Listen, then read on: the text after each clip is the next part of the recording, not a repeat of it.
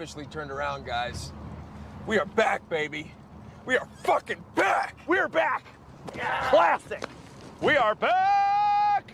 We are back. We're the three best friends that anybody could have. We're the three best friends that anyone could have. We're the three best friends that anyone can have. And we'll never, ever, ever, ever, ever leave each other. We're the best three friends that anybody can have. I mean the three best friends that anybody can have. That's right, the three best friends.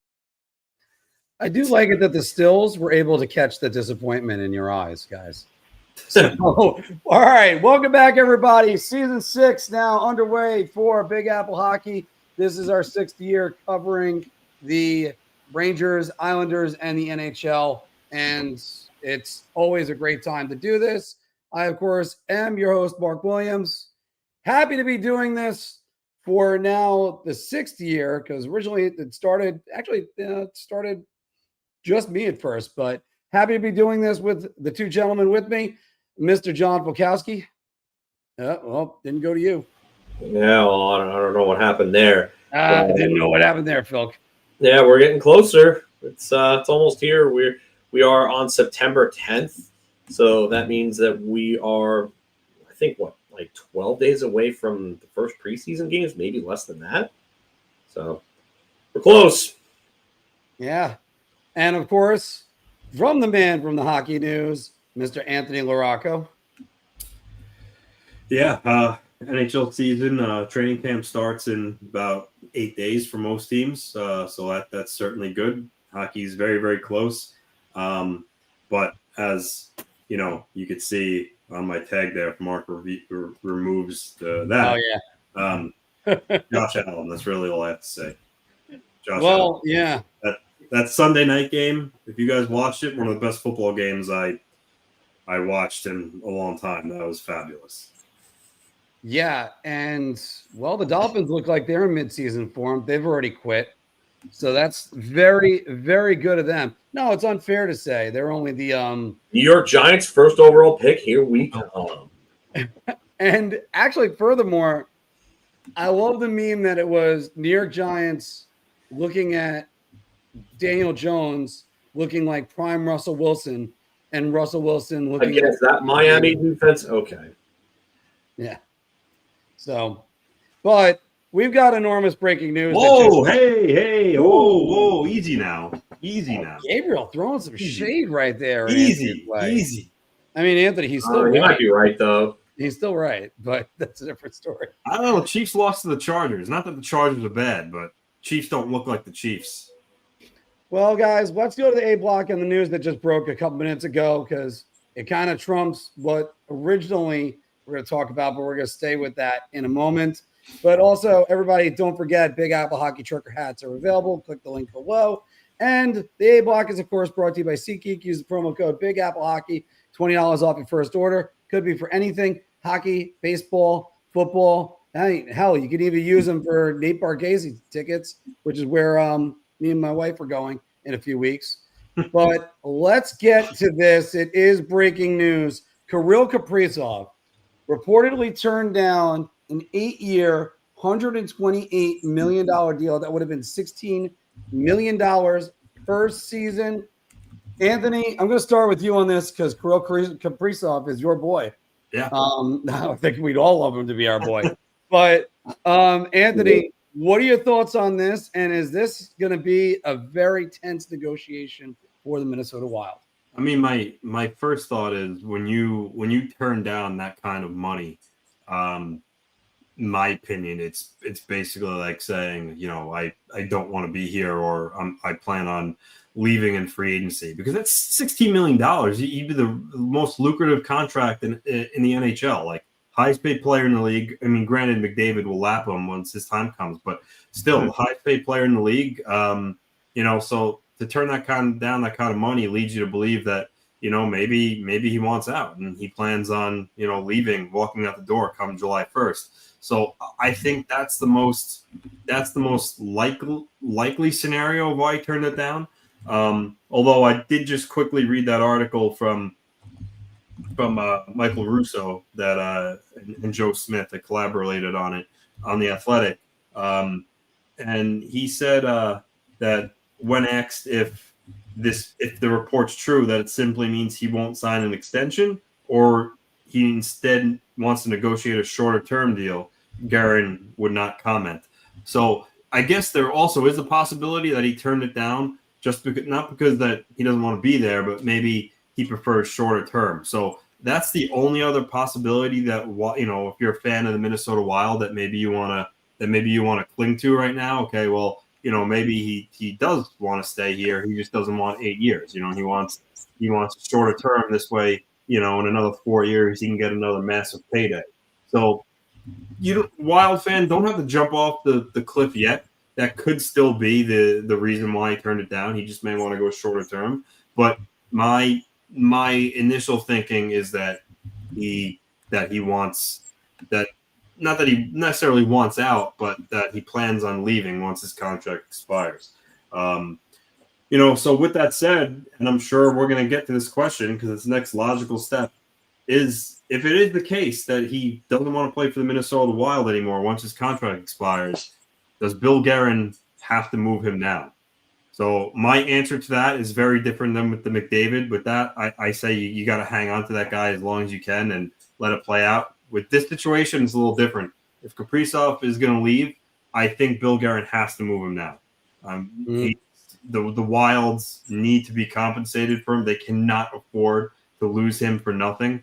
So if this is true, I think that Bill Guerin should do his due diligence and call up a bunch of general managers, which I don't think there would be a shortage of how many would want him, and, you know, get a bidding war going, and collect all the assets you can.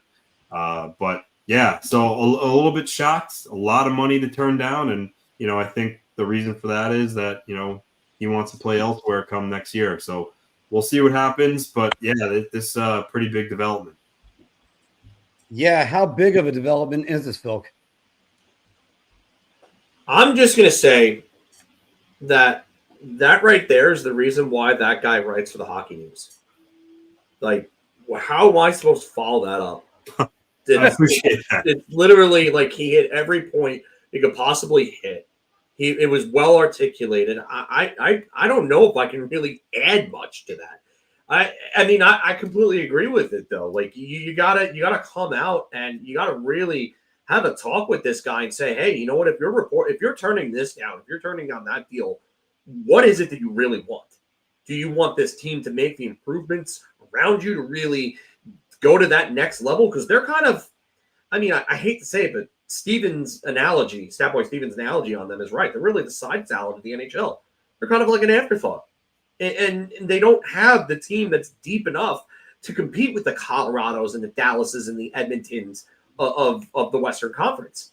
And I think that he probably wants out. And that would be my first instinct, is he wants out.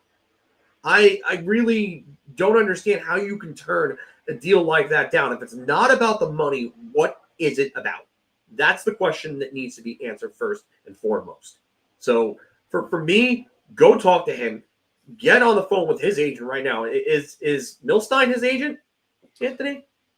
He's a part of Gold Star, I think, right? He might be part of because you're Aaron, right? Sorokin and Romanov for Gold Star. You know what? I'm gonna look that up. I don't know who I'm not sure of who his agent is. I mean, it makes sense. Gold Star represents a lot of Russians, a lot of high-end Russian talents too.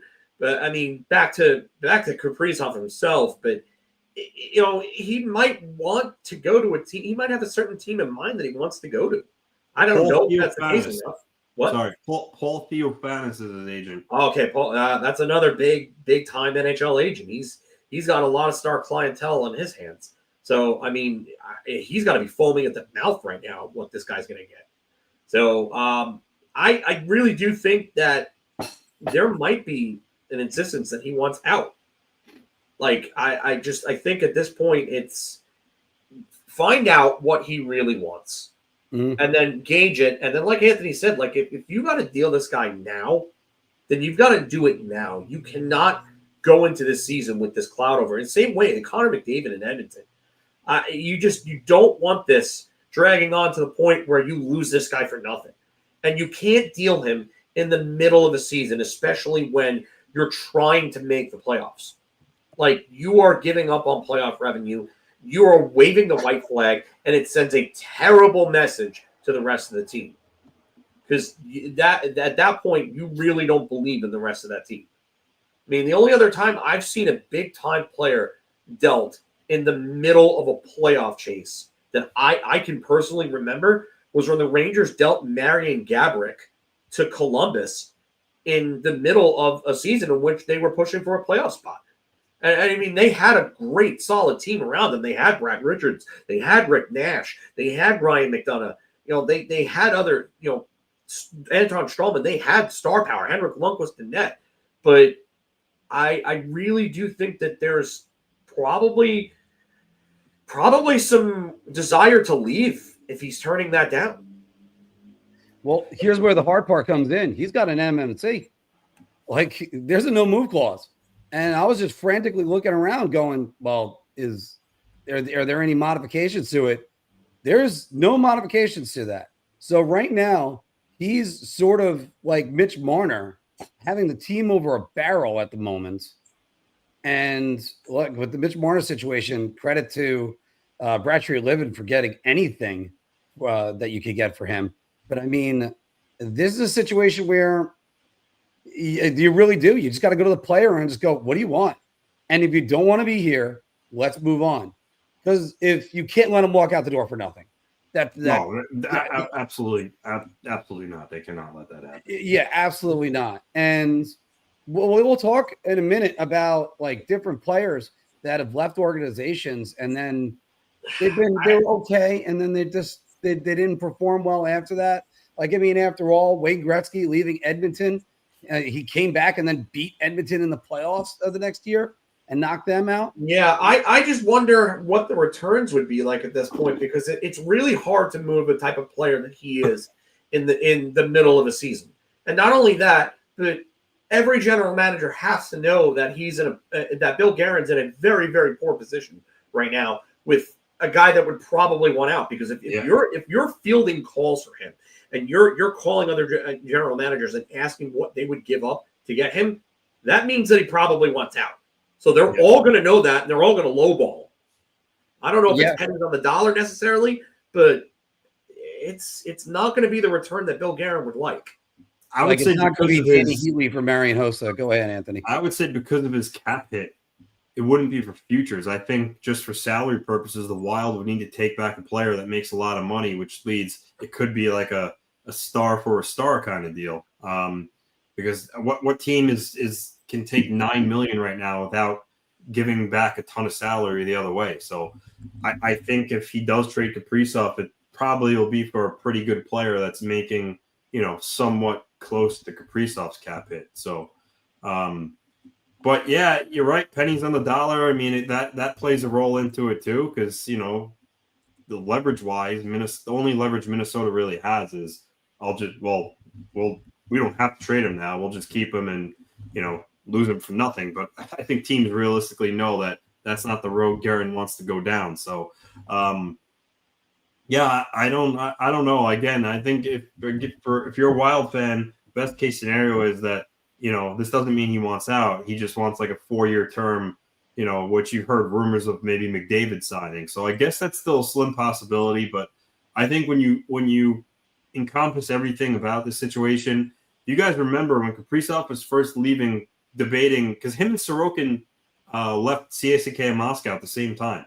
After that 1920 season, they both left. But when there was talks about Kaprizov coming over, there were already murmurs then about did he really want to play in how long he wanted to play in Minnesota, and he didn't want to sign a long-term deal. So I think it's just the writing on the wall is here. I think this is a guy that doesn't have anything against Minnesota per se, but he's a Russian. I think he wants to, not to stereotype them all because everyone's different, but I think he wants to play and not necessarily a bigger market, just in an area where there are more maybe more of a Russian population, and just a bigger city. So that's what I think is going on. Unfortunately, I do think that he wants to eventually play elsewhere. So, but yeah, if that's the case, Bill Guerin has a big question to answer now. Do Do you let it ride out and hope that winning changes his mind, or do you pull the trigger now? Rip the Band-Aid off now. And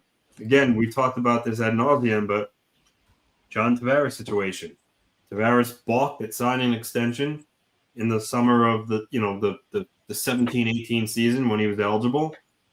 Dog and pony show the whole year, and then look what happened. So do they really want to do that with Kaprizov? That's a dangerous game to play. A very dangerous game to play. So I don't know. One thing to mention, though, with the Tavares situation was at least there was already a magnet that was out there. We knew that the Toronto Maple Leafs were a possibility. And you knew a team that he could potentially go to. Now, he was also going to be the top free agent center on the market in potentially ever, if you ever really look at the free agent markets. And then you take that. So at least you kind of know where he might go. Kaprizov, right now, everything's just kind of up in the air. It's total mystery on everything. And Minnesota can't let him walk. They can't. It's impossible. Yeah.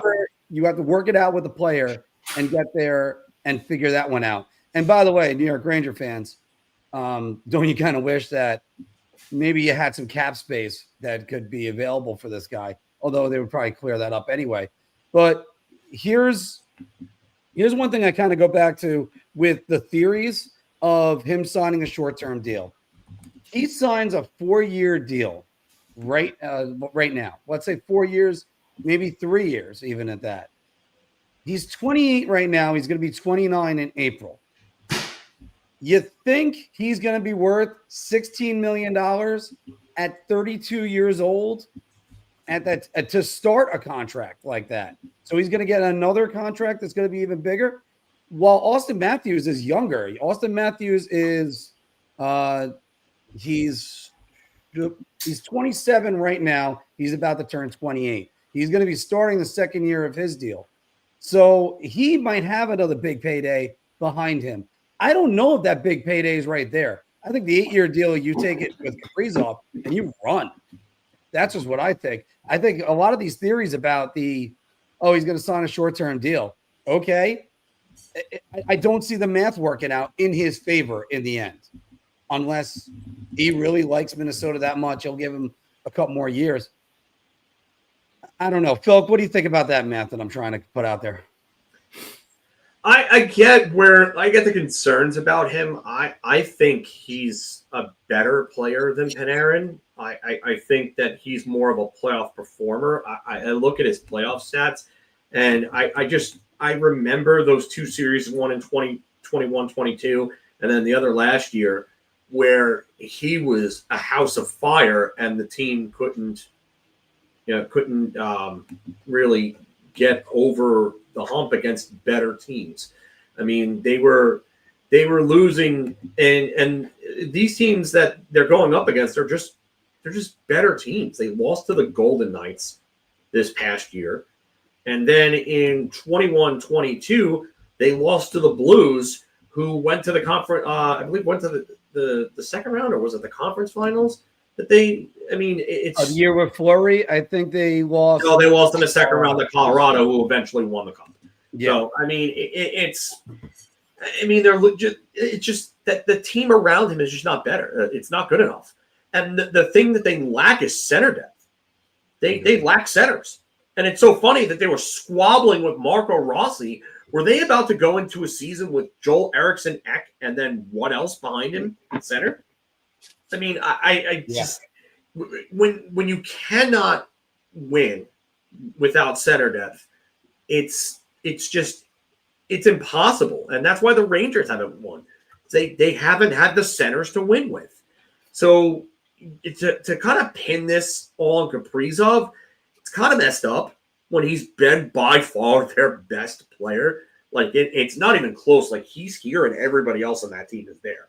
No offense to Matt Boldy or Marco Rossi or Joel Eriksson Ek or Philip Gustafson or anyone else, but Kaprizov is the motor. He is the motor. So if they go as he goes, and this is really it for me. Like I would really only worry about injuries with him, and you got to worry about that with any player. But Kaprizov, considering the fact that he's missed time, he missed a lot of time last year. He missed actual one half of the season, 41 games, and then he missed 15 in 2023. So, I mean, those are the only 2 years that he's missed significant time in. But it is an injury concern that you do have to worry about, especially with a guy like him who gets by on his great skating. So, for me, he's the one guy I would make the exception for. I know the Rangers want to go with a bigger, more physical, in-your-face type team, but he would go a long way as an ad for the Rangers. I'll tell you that right now. And Anthony, everybody would be like jettisoning everything that they could even think of to land this guy, correct? I mean, because not only you got to consider, his $9 million this season, but the 15-16 million you're going to have to give him next season. So, the Rangers' perspective, you would have to move Artemi Panarin somehow to be able to acquire Kirill Kaprizov and make the dollars work in the end. So, I mean, that's why I said before, Minnesota trades him. I mean, it's not going to be for picks and prospects. They're going to have to take back. First off, they would probably want to get a player that they could still potentially win with. So a good player, but that player would also have to have some hefty salary just so it kind of somehow evens out. So it's going to be a tricky trade to make right now, but if this is accurate, and we won't know, we don't know what goes on behind closed doors between Garrett, his agent, and Kaprizov. But if Kaprizov rejected this deal because he sees himself playing elsewhere next October, then you gotta move him right now. I think he's just too good of a player for a franchise like them who have struggled to really acquire top tier talent over the years. I think trading him and recouping assets would be the best decision they can make. And but I mean, and as far as Minnesota goes, they got a lot of their guys that are locked up. Boldy's locked up. Brock Faber's locked up. So acquiring him for futures wouldn't be that bad. It's just you got a 28-year-old superstar right now, and you'd hate to lose him and really set back your franchise. But they can't acquire him for futures. What if you go to Puckpedia right now and look at every team's cap situation? It's probably only the bad teams that could take his $9 million and send back guys on ELCs, like the Ducks, the Blackhawks. I mean, they have enough cap space to take his $9 million and not have to send back salary the other way. But I don't think Kaprizov is going to the Ducks, and Blackhawks, I guess maybe just because they've been linked to him, honestly. Yeah, you've heard rumblings. But other than that, so I don't think they can trade him for futures, Mark. Most teams are going to have to. Oh, that's where I agree. I honestly wonder if he's waiting for McDavid and Eichel. I really wonder, because McDavid is the one domino that sets everything in place. Yeah, you're He's right. the standard bearer. Yep. So that's, to me, that's an interesting question. Yeah, but so that's a tough domino to throw down, because it's sort of like I'll go back to 1998 MLB offseason, where like every player in that offseason was the highest paid player for like a week. Like it started, I believe, and baseball fans correct me on this if I'm wrong, I'm doing this all by memory. I think it started with Mo Vaughn. Then it was Mike Piazza, who just came just under him. Then you had there were a bunch of other great players, but the last three dominoes that fell were Randy Johnson, Kevin Brown, and then somebody named Alex Rodriguez that came out with a $25 million a year contract that came for the Rangers. I mean, sometimes you get guys in certain situations, you go, your market, and then that's it. You can't just say, like, McDavid waiting for them, different story. McDavid can wait and then just trump them all. If the number comes in on McDavid that only helps Bill Guerin because now I got a definite number to actually play off of because Kaprizov isn't Connor McDavid. No, he's not Connor McDavid, but he's still an elite player that if he's healthy, is going to score you 100+ points. That there's no doubt about that. So, this is he's cream of the crop with him. I mean, it doesn't again unless you're talking McDavid, McKinnon, it doesn't really get much better than Kirill Kaprizov. So, whether it's now or deadline, if they trade him, there's going to be a ton of teams interested in him, and it's going to be interesting to see how it goes. Yeah, and it's going to be incredibly interesting. And as I'm frantically changing around the thumbnail for this and the title of this show right now, we'll go to what the original title was. And a comment from Elliotte Freidman. He said that I have to say I'm a little bit surprised at this. I thought we'd be back at training camp, and we find out Connor is signing a short-term deal with the Oilers. This is what Freeman says. What it all comes down to is that he thinks this team can win now, but he's not convinced that if he signs for any kind of term 3 to 5 years from now. So, Phil, even though I was going to tee up Anthony for this one, but I'll go with you first. Is this starting to become like a John Tavares situation when it comes to him?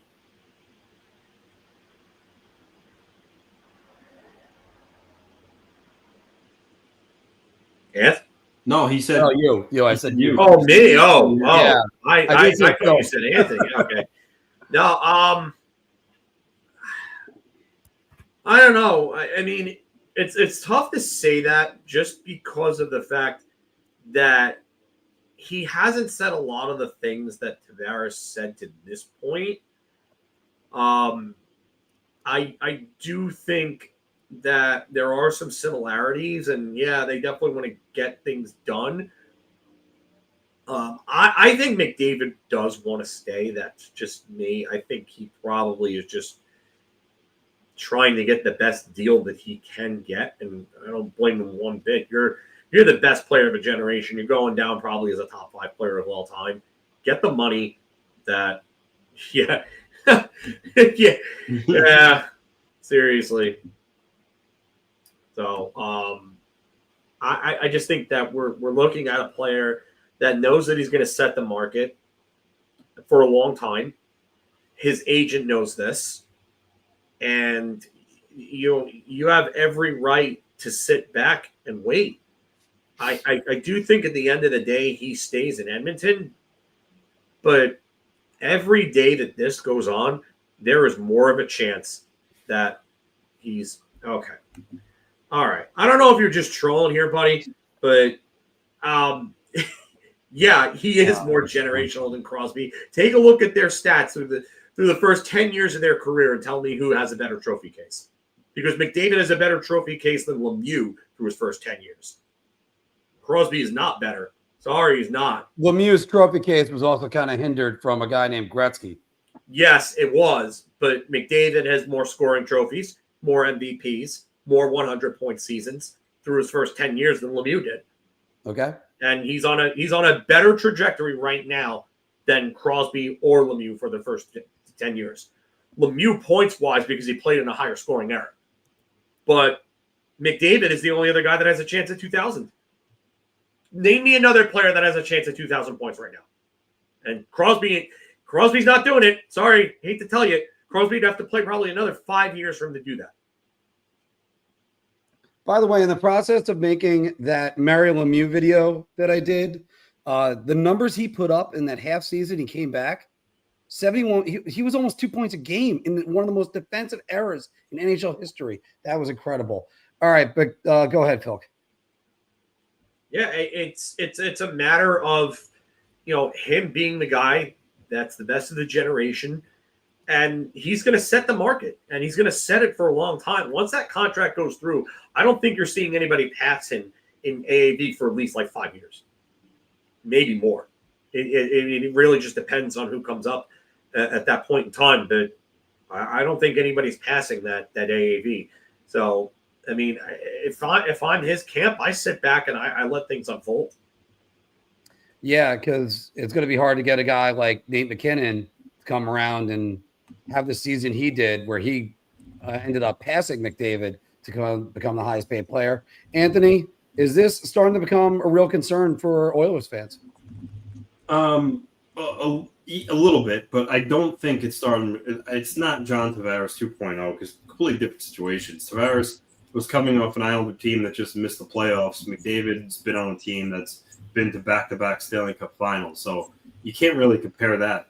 I mean, it's only similar in the way of you have a very, very good player, franchise player for their team that is unsigned leading into the season he's set to become a UFA. That's where the only similarity is. Other than that, the situations are totally different. With that said, though, yeah, I mean, I think Phil just got booted. I think that if you're an Oilers fan, you maybe are starting to get a little concerned. But because once the season starts, these guys don't want to think about it. They want to play hockey, and if it gets to the point where it's the trade deadline and he's still unsigned, I mean, clearly the Oilers aren't going to trade him. That's not happening. But from his point, you're in March. Now you're thinking about the playoffs and going to another finals, and then you're sitting there thinking, another 4 months away from seeing what else is out there. And at that point, it almost becomes, okay, well, I waited this long. Why not just wait a little bit longer? And I think that's the danger where it can start to turn in a player's head, because I, like Phil, do agree that Connor McDavid wants to be with the Oilers. With that said, I think John Tavares, heading into that season, legitimately wanted to be with the Islanders. Some of the stuff he was saying, I don't necessarily think he was lying. I think he meant it. But again, I think what happens is you get close, and at some point your agent's telling you, okay, well, you're so close to being able to see what else is out there. You waited this long. Why not just see what's there? And I think that's when it turned. And when Tavares was explaining it, he kind of said something similar. Once he got there and it became real and he heard pitches from other teams, that's when he said he had the first thoughts of, okay, well, maybe there's another chapter, not, in my career, not just staying with the Islanders. So I think that's where, if you're an Oiler fan, you're worried. And I think that's where Connor McDavid is. You're thinking that's that kind of mindset. So, I think once the season starts and he gets playing, I think it's a dangerous game to play. But at this point, he holds all the cards. He's only going to sign when he's ready. And, like Elliotte Freidman said in his comments, he feels like the team can win now. But what about in, 2 years from now, 3 years from now? Do they really have a great prospect pool? I mean, now they added Isaac Howard. He's a nice piece, but they're not stocked. So that's something I'm sure he's considering. Then again, the cap's going up so much with trades, free agency. I don't think that should be a huge concern, but it is valid in his mind. So, this one's a little different than Kaprizov. With them, I think you have to trade him now. With McDavid, that's not happening. You just go let him take his time and hope that that he decides that this is where he wants to be. But I understand why fans, or if you're an Oiler fan, you could start getting nervous here. If for some reason this extension doesn't happen at the beginning of the season, and it doesn't even happen until the trade deadline, or even a little bit past then, Connor McDavid will have the most pressure of any professional athlete that's ever become a free agent. He's going to have a playoff run that's going to be talked about through all the echoes of time, because he's going to be the highest paid player in the NHL. We know that. You're going to want to win so you don't alienate the fan base that you're currently with, because we saw the impact of the John Tavares situation, and that did not go well. And there were the people that came out there and said, I don't know if I would ever want to go there as a free agent. That was some of those articles that came out after Tavares night, if you remember, Anthony. And then Bo Horvat the next year signed an $8 million deal after being traded there. 8-year deal. But then you have McDavid, who's going to have the pressure of the NHLPA to increase the salaries, because that's part of this too. Union also is going to say, can you guys sign for the most you can and increase the money? And then you're going to have the pressure from teammates and stuff like that, because I'm Leon Draisaitl. I'm locked into Edmonton for the next 8 years starting this one. I don't want to see my friend go, the guy that I basically signed on for and thought, all right, well, it's going to be Batman and Robin for the rest of the time. Or if you will, those two, their quality, they're close to being their own Justice League, like Superman and Batman. But when you look at this, I mean, this situation, it's so precarious because, as you just said, also, Anthony, what's coming through on the prospect pool? They've been mismanaged for years. And if you end up locking up, let's say, I'd have to do the math, I'm trying to do it quick, guys, almost $40 million on 3 players. How can any team compete on that? Because even look at the Blackhawks after Taves and Kane signed their extension 10 years ago. That Taves contract was not good either. Right, exactly. And that's stuff that you have to sit back. You have, as a franchise, you have to analyze these things. As a player, you have to analyze them too. Where do I want to raise my family? Where am I going to be in 10 years? McDavid doesn't have a Stanley Cup. We all agree he should have at least one by now. And where's the next place that he's going to sign? Is he going to go to a place that's going to invest and compete, or a place that just recycles prospects all the time? Would McDavid succeed in Carolina the way that we all think he could? Or he would succeed anywhere. No, don't get me wrong. He'd succeed anywhere. I'm just saying, with the way Tom Dundon is a little bit frugal, we'll say it like that.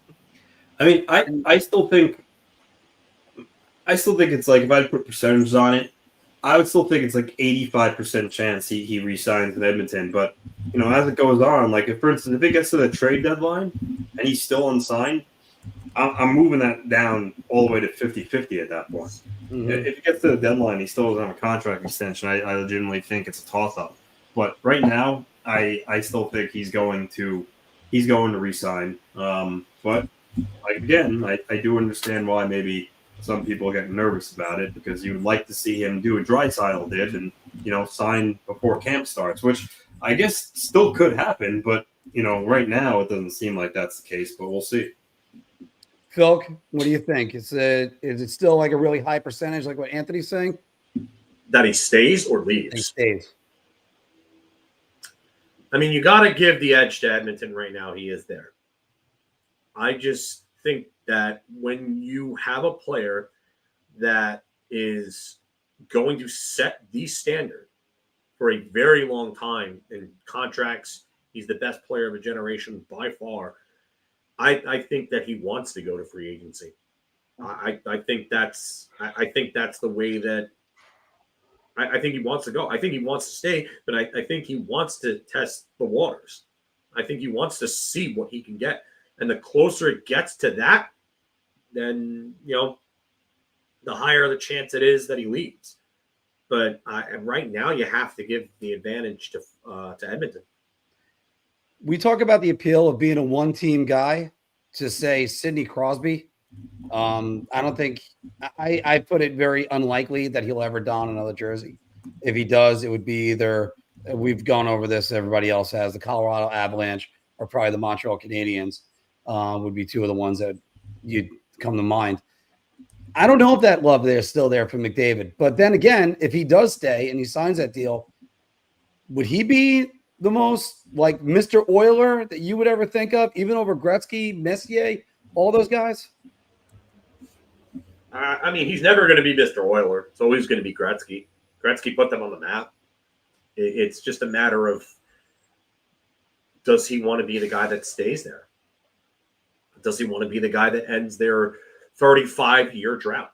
Does he want to be the guy that brings a Stanley Cup back to Canada? I mean, I don't know at this point. It's a lot. It's a lot to think about. And the only person that really knows the answers is Connor McDavid. Yeah. And Phil, you were just saying that that's a lot for us to think about. Never mind that it's him that he has to think about that.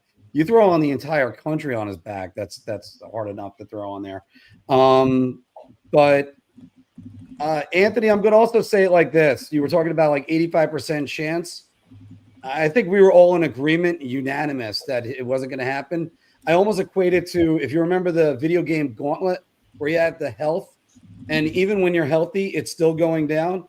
Every single day that extension is not signed, that percentage that you threw up there, I think it was 85, that goes down more and more every single day. Yeah, of course. And just I can't imagine this team without Connor McDavid. I can't imagine him in another jersey. I had somebody send me a picture of him with a Rangers jersey. I kind of still grimaced at it a little bit. But if McDavid can stay, he'll be a legend, and legends get talked about forever. And one guy that we're going to be talking about, unfortunately, he passed away this week, was Ken Dryden. Ken Dryden, who had one of the greatest careers you can argue in sports. We'll talk about that more in a second. You guys can elaborate on that with me. Look at these career numbers. This is amazing, guys.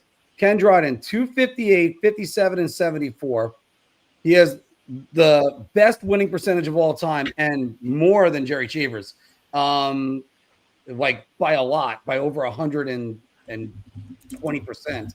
2.24 goals against average, a 922 save percentage. He led the NHL in save percentage 4 times, goals against 4 times, shutouts 4 times, 6 times Stanley Cup winner, 1 time Conn Smythe that he won before winning the Rookie of the Year, and a 5-time Vezina Trophy winner. Filk, I'll go back to you on this one. Is Ken Dryden the best 8-year run of any goalie all time? I'm going to go no. I'm going to go with Dominik Hasek. I just think that when you, and again, as this guy in the chat is talking about, he keeps referencing cups as to why Connor McDavid is not better than Sergei Fedorov for some reason, which is absolute lunacy. Cups are team achievements. Hockey's a team sport. Ken Dryden played anywhere behind from 8 to 9 Hall of Fame players per year. Don't get me wrong. I'm not trying to discredit Ken Dryden, as he's great, but he won the Vezina in a time where it was basically the Jennings Trophy, and it became voted on in 1981-82, and that's when the Jennings Trophy was awarded first. So for me, I mean, yeah, Dryden won 6 cups, 5 Vezinas. His save percentage is actually tied for the highest all time with Dominik Hasek at 922, but Dryden doesn't win, or Dryden doesn't have the record because of the fact that he played less games and he didn't get 500 games. So yeah, I would say it's Hasek. I think that when you win 6 and you win 2 MVPs and you do it behind teams that fielded only 4 total Norris Trophy votes in 98 and 99 respectively, I think it's Hasek. But to get back to Ken Dryden himself, I mean, he was the standard for a decade. That 70s team was unbelievable. He was the backbone of arguably the greatest team ever assembled. They were nearly unbeatable. I mean, the Flyers were one of the only teams that could really do anything to them. I mean, and then they came back and they beat the Flyers in 76. And I remember watching a Legends of Hockey on this, but Larry Robinson delivered what is considered probably the biggest hit in NHL history when he nailed Gary Dornhofer. He hit Gary Dornhofer so hard that they had to stop play and repair the boards. Yes, look that up. I'm not kidding. That is an actual thing that happened in the 1976 Stanley Cup Finals. So, yeah, Larry Robinson was an incredible defender, but I saw his tweet yesterday, and you could feel reading his tweet like that he lost a very, very good friend, and the hockey world lost a giant. This is one of the best goalies of all time. Like I said, he was the standard. He was the golden standard in the 70s. He was the guy. I mean, and another thing a lot of people don't remember is that he was on commentary with Al Michaels for the Miracle on Ice for the Yeah, he was. Yep. Yes, I do. Yep. Yeah, and Mark pointed it out there, so he had that ready. But this is one of the greatest goalies we've ever seen. This is a guy that changed everything.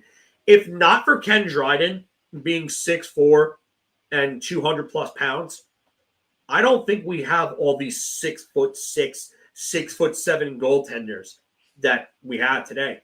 It's kind of like how, like, when Eric Lindros was drafted, everybody started drafting 6'4" centers and 6'4" defensemen to try to combat him. They saw this with Montreal, and this is a guy that was a little talked about. He was actually drafted by Boston.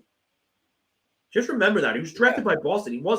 He was not even a Canadian property. He was drafted by the Bruins. And then he goes to their bitter rival and wins 6 Stanley Cups in 8 years. What kind of fortune? So did Montreal have a leprechaun up their ass for like 50 years or something? Because they got all these guys. They get Lafleur in the most wackiest deal with Oakland. I don't know how they pulled that one off. I've heard the story on it. I still can't wrap my head around it. It's just Montreal finds these players, and they just get everything out of them. And this guy was incredible. Obviously before my time, so I didn't get to see a ton of him. But if you ask anybody about goaltending, they'll tell you the 2 best goaltenders of the 70s were Esposito and Dryden. Yeah.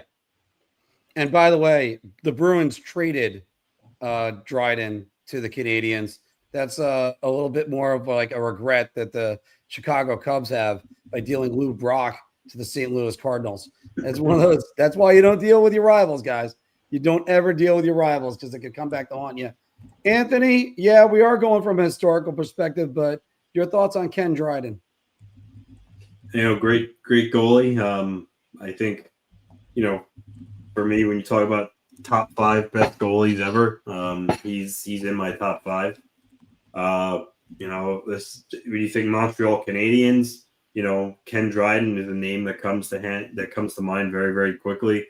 Dominating the goaltending position in the 70s, and then who could forget his involvement in, one of the best moments in hockey history with the call of Michaels on, for the Miracle on Ice. So, great goaltender from all counts. Great guy. Huge loss for the hockey world and for the Canadians. And he'll certainly be remembered up in Montreal. That's for sure. Yeah. I got a question for you guys. Where does he rank in the Canadiens pantheon? That's a great question. That's my question. You look at who you got to look at here. You got to look at Lafleur. You got to look Richard. at Richard. Beliveau. Howie Morenz. Patrick Larry Waugh, Robinson. obviously. Waugh. Dryden, I think, is top 5. Andre Richard. Yeah, Doug Harvey too. Harvey, who won seven Norris trophies in an 8-year span or something stupid like that. He was Orr before Orr, although Orr kind of changed things up. I can't put Gainey and Shutt or LaPointe up there with those guys. Nah. But I can't even put Savard up there with those guys. I think those guys, while great, are on a tier below. And Joe Malone, who actually still holds the NHL record for goals in a game with 7, I believe. LaPointe was underrated. I do agree. LaPointe was underrated, but I just think when you look at the name power of those others, I just don't think those guys are there on that tier. Yeah. I think they're a very small tier below. It's a very, very slight step. It's amazing when you really think about it because, look, I make the argument Dryden is one of the 4 goaltenders I can argue for best goalie of all time. Because I'll obviously Hasek, and I got to go Jacques Plante as being in there too. I know there's a double Plante was the standard before Dryden. Yeah, he was right. Seven Vezinas most all time. Yeah. So with that said, you could try to figure that one in there because it's if I put Dryden ahead of Waugh, he would go ahead of Waugh on the all-time list.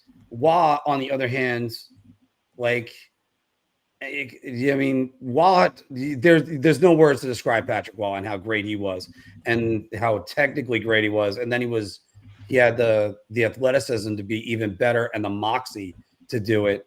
Because there's very few guys that could ever walk into a locker room and go, you guys just go out and score the game winner. Don't worry, I'm not going to let another goal in the rest of the night. And he did that basically the entire 1993 Stanley Cup run. So before I could say top 10 definitively, I mean, you'd love to have this guy in net with that pose that he did. And this guy was a lawyer. Everybody forgets Ken Dryden was a lawyer. He was Cornell. Sorry, Cornell. Yeah, Cornell graduate. And nice little news here from Anthony. Sharks signed Michael Misa to his entry-level deal. We'll be seeing him this year, likely. Yeah, he was on a list of intriguing prospects in the NHL right now.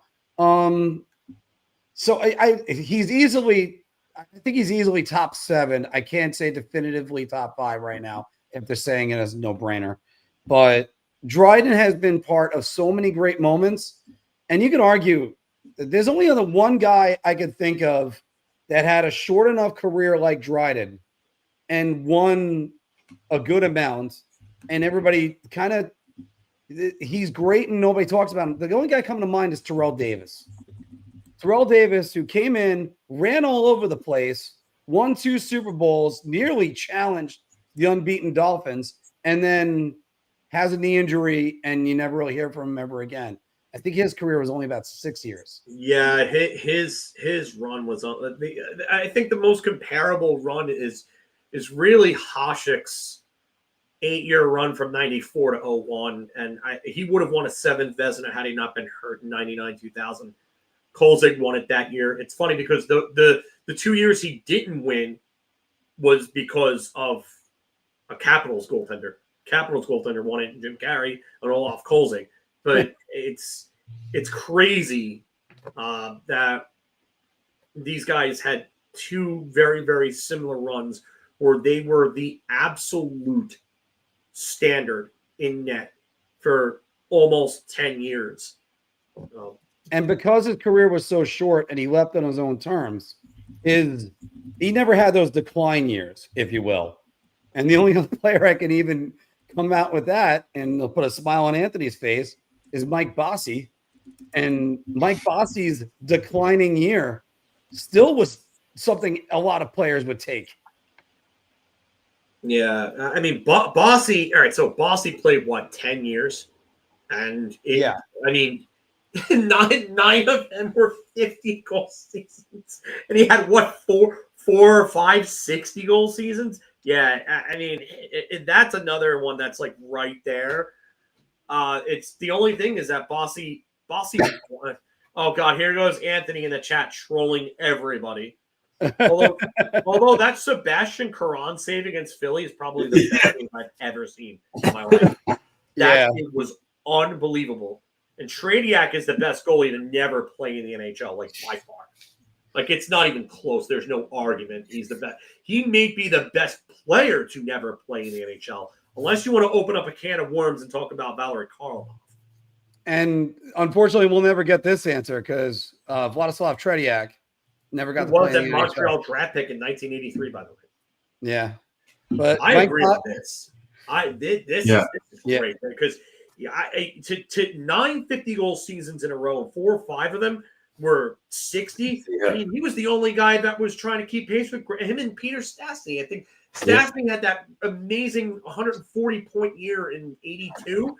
And then Bossy had a 147-point year that year. Like, those are the only guys that were even close to Gretzky during those times. and they were still miles away. How about this for Bossy's final season? This is his last year when he could barely tie his own skates. That famous story with him and Trottier, I believe it was, the one that did it for him. 63 games, 38 goals, 37 assists, 75 points. Not bad for a guy that really needed help and was in a failing health condition. But I mean, unfortunately, yeah, we'll never know about Tretiak. Tretiak's going to be that. You want me to tell you what's more impressive than that? His 1984-85 season, Brian Trottier was looking like a shell of himself at 28 years old. And then what do the Islanders do? They put Brent Sutter with him, who never even cracked 70 points before that year. Sutter scores 102 points in 72 games playing with Bossy. And Bossy, missing 4 games, scores 58 goals and 117 points. That's nuts. They don't make him like Bossy anymore, do they, Anthony? No. That's nuts. The guy, Sutter was a checking player. He was like he was a second, third line, middle six center, and he turned him into a 100-point player. That's how good Bossy was. Would you now? Was it fair to say, from inception to the end of their career, you could argue Ken Dryden might have the greatest career ever because he never had those bad years? Yeah, I mean, I guess, but again, it's individual versus team. Yeah. And that's really where I have the discussion here. That's why I say remove the cups, because cups are a team accomplishment. And that looks great. His resume looks amazing with 6 Stanley Cups on there. But he played with 8 to 9 Hall of Famers on his team every year of his career. Every year. And again, not a slight at Dryden, because he was arguably the backbone of that team. But look at what Hasek did. Hasek won 6 Vezina trophies in 8 years, and 3 votes for Alexei Zhitnik in 1998, 1 vote for Daryl Shannon in 1999. That was it. He did all of that, 2 Hart trophies on top of that, without any help in front of him. So that's why you got to evaluate individual success when it comes to evaluating individual players. If you want to talk about teams, yes, then you talk about those cups. But again, if you have nothing in front of you, you're not going to win. Look at Igor Shesterkin. That's the argument with Igor Shesterkin. Oh, well, Igor sucked this year because the team in front of him was bad. Okay. Well, if he's the greatest thing since sliced bread and he's worth $11.5 million, then he's got to be able to carry those teams, kind of like how Hasek did in the 90s. Yeah. And just, I guess, my last word on you went for so long, I forgot the point I was going to make. Oh, yeah. Look what Hasek did when he got to the Red Wings. He went to the Red Wings, they built a winner, and they won a Stanley Cup immediately with him. So, I think he won the Vezina that year too, right? No, he didn't. Jose Theodore won it that year, and he won. Oh, there was the Theodore year. Yeah, right. And Johnny Red. By the way, check out my video that I made on the actually the what ifs video, I should say. Yeah, it's coming. Sorry, but we're gonna have that what ifs video out soon, and we're gonna go into a little bit of that, Johnny Red. It's a big video. There's a couple of little ones that are going to be made out of that too. Yeah, sorry, that's a longer video than. Although, Anthony, I'll press you on one question before we go to bar talk. Who is your greatest NHL goalie of all time? Byron Defoe. All right, guys. I thought you were going to say Don Beaupre or Rick Tabarachi. I thought for sure Mike Elliotte was going to make that list for a minute. All right. Guys, Elliotte was actually the wins leader of the 80s. Yeah, surprisingly more wins, but he'd shoot high on him. That was it. Let's do some NHL bar talk, guys. Shot. This is the easiest I've ever to answer. I'm going to say beer. I can't even begin to describe. I'm actually going to go crazy. I'm going to buy everybody around on this one. And welcome back, everybody, to Big Apple Hockey's Bar Talk. We're gauging our confidence on NHL topics based on our choice of drink. You're so confident that you're buying around. So saw a beer. Oh, God. I need a shot. Put it down. Put your answers down in the comments below. And as always on Wednesdays, I'm going to remind you, head on down to Boss Croakers. Come on down, 40-cent wings, $2 tacos, $4 Miller Lights and Yinglings. And a matter of fact, similar specials all throughout football season. You're going to love it. All right. So, guys, let's look at the New York Rangers first. Brennan Othmann, who was drafted in 2021. We have Phil's reaction on it, and it is priceless. The Rangers have invited him to their rookie camp. Drafted 4 years ago. Phil, the Rangers are going to move on from Brennan Othmann by Christmas.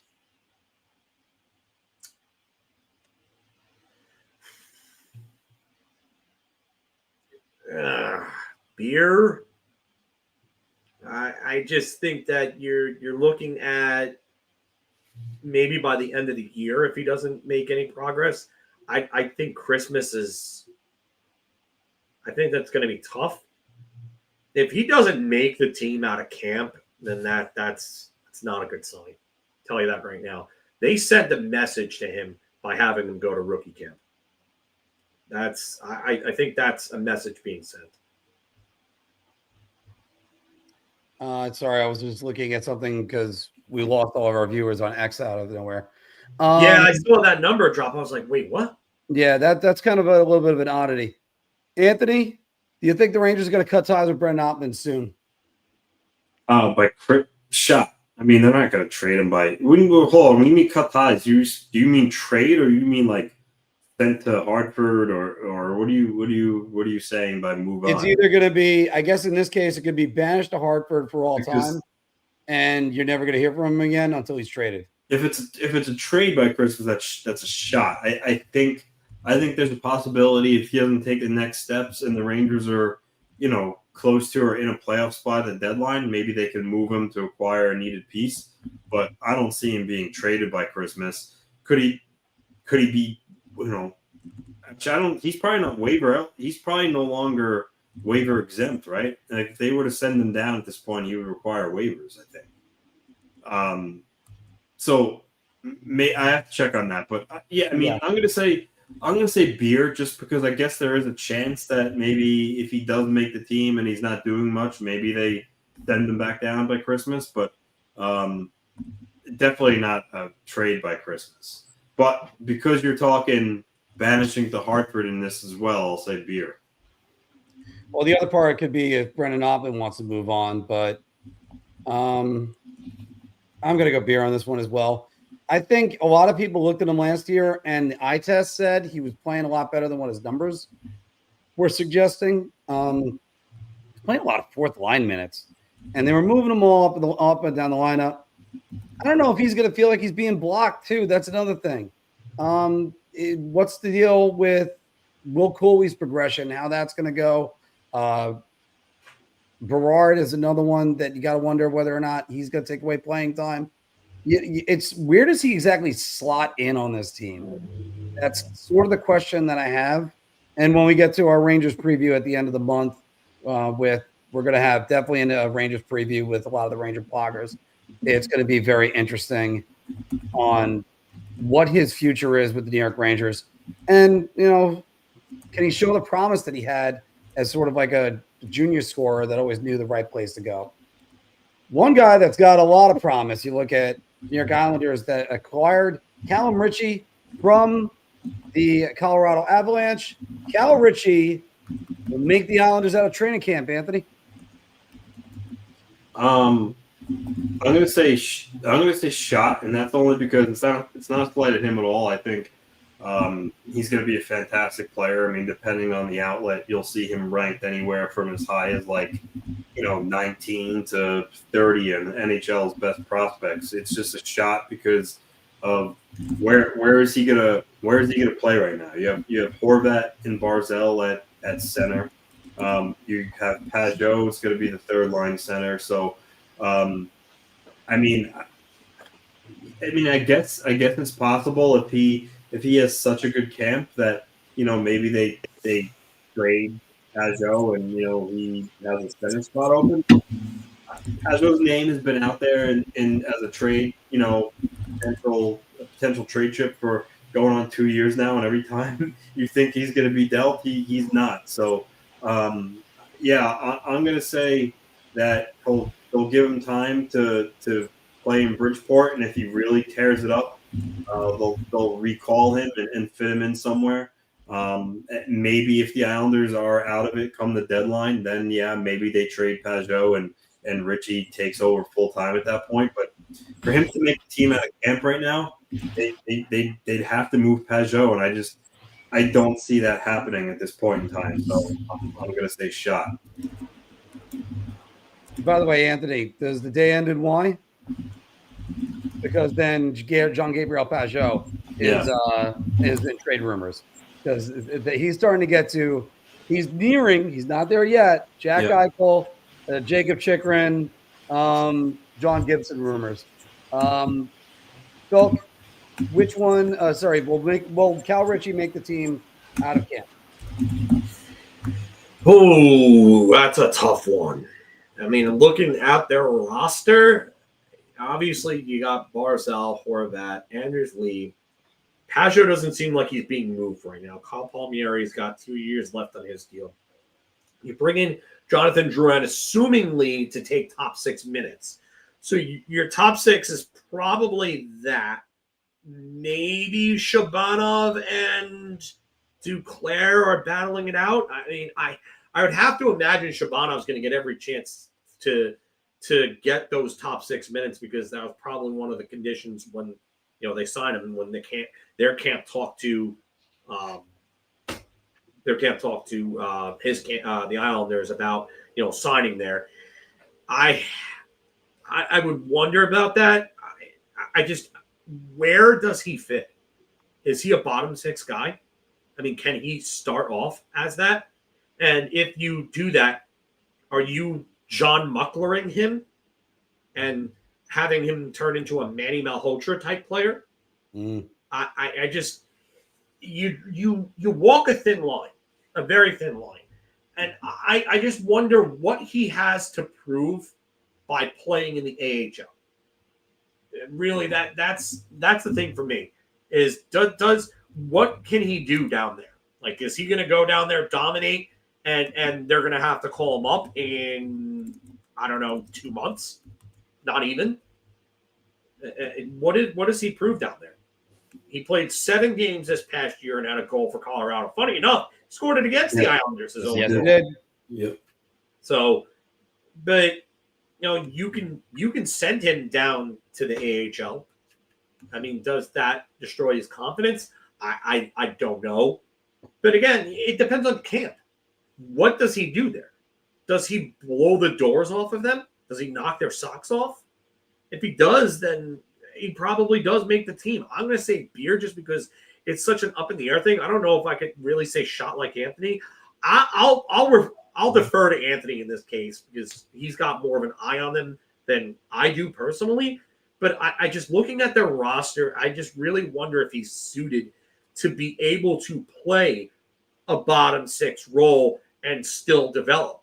Is he better served by, going down to the minors, learning what a full pro season is like, and then, going from there?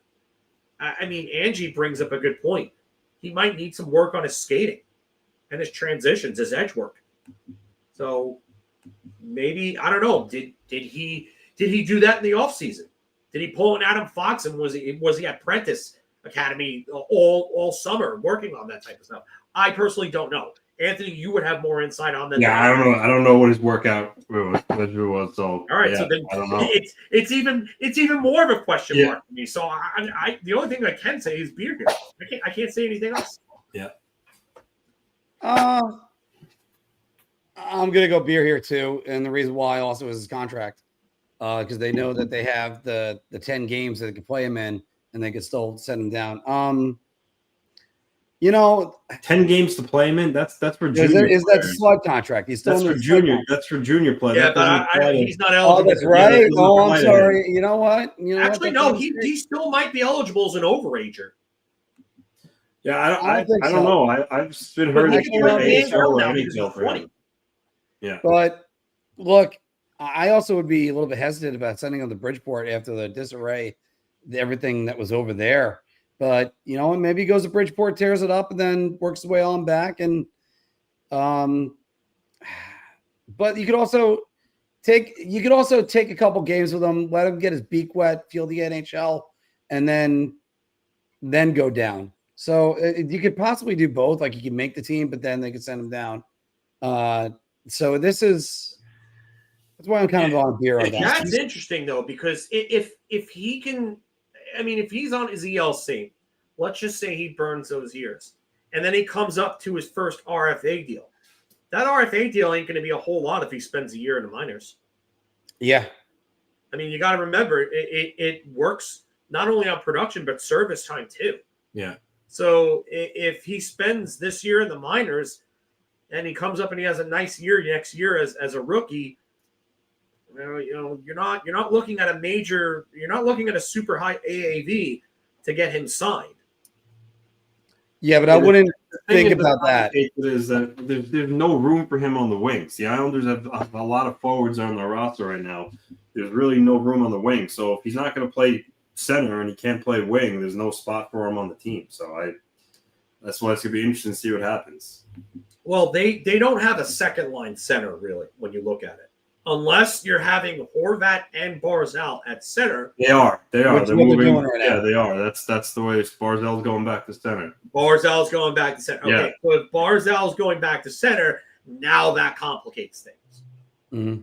I honestly feel like I don't know if they didn't have Shabanov, I would say there is more of a clear path for him. Yeah. But with Shabanov and Barzal playing center, I got to lean towards shot, but I'm still going to stay with beer because I just, you don't really know for sure. Anything can happen at camp. Well, because you also got to be thinking about, if you're him, that first RFA deal. And one guy that's coming up on that first RFA deal right now, Luke Hughes. The New Jersey Devils defenseman had 44 points last year, 7 goals, 37 assists. And he had 47 points the year before. So 91 points in his first 2 full NHL seasons. Anthony, I'm going to jump right back to you. The Devils will get Luke Hughes signed before training camp.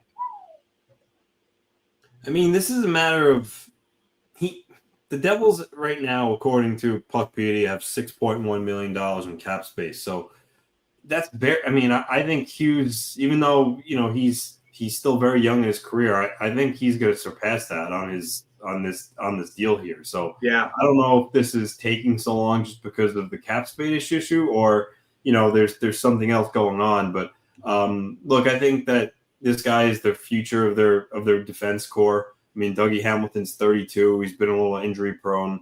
I think as soon as this season, Luke Hughes is probably going to be their best offensive defenseman.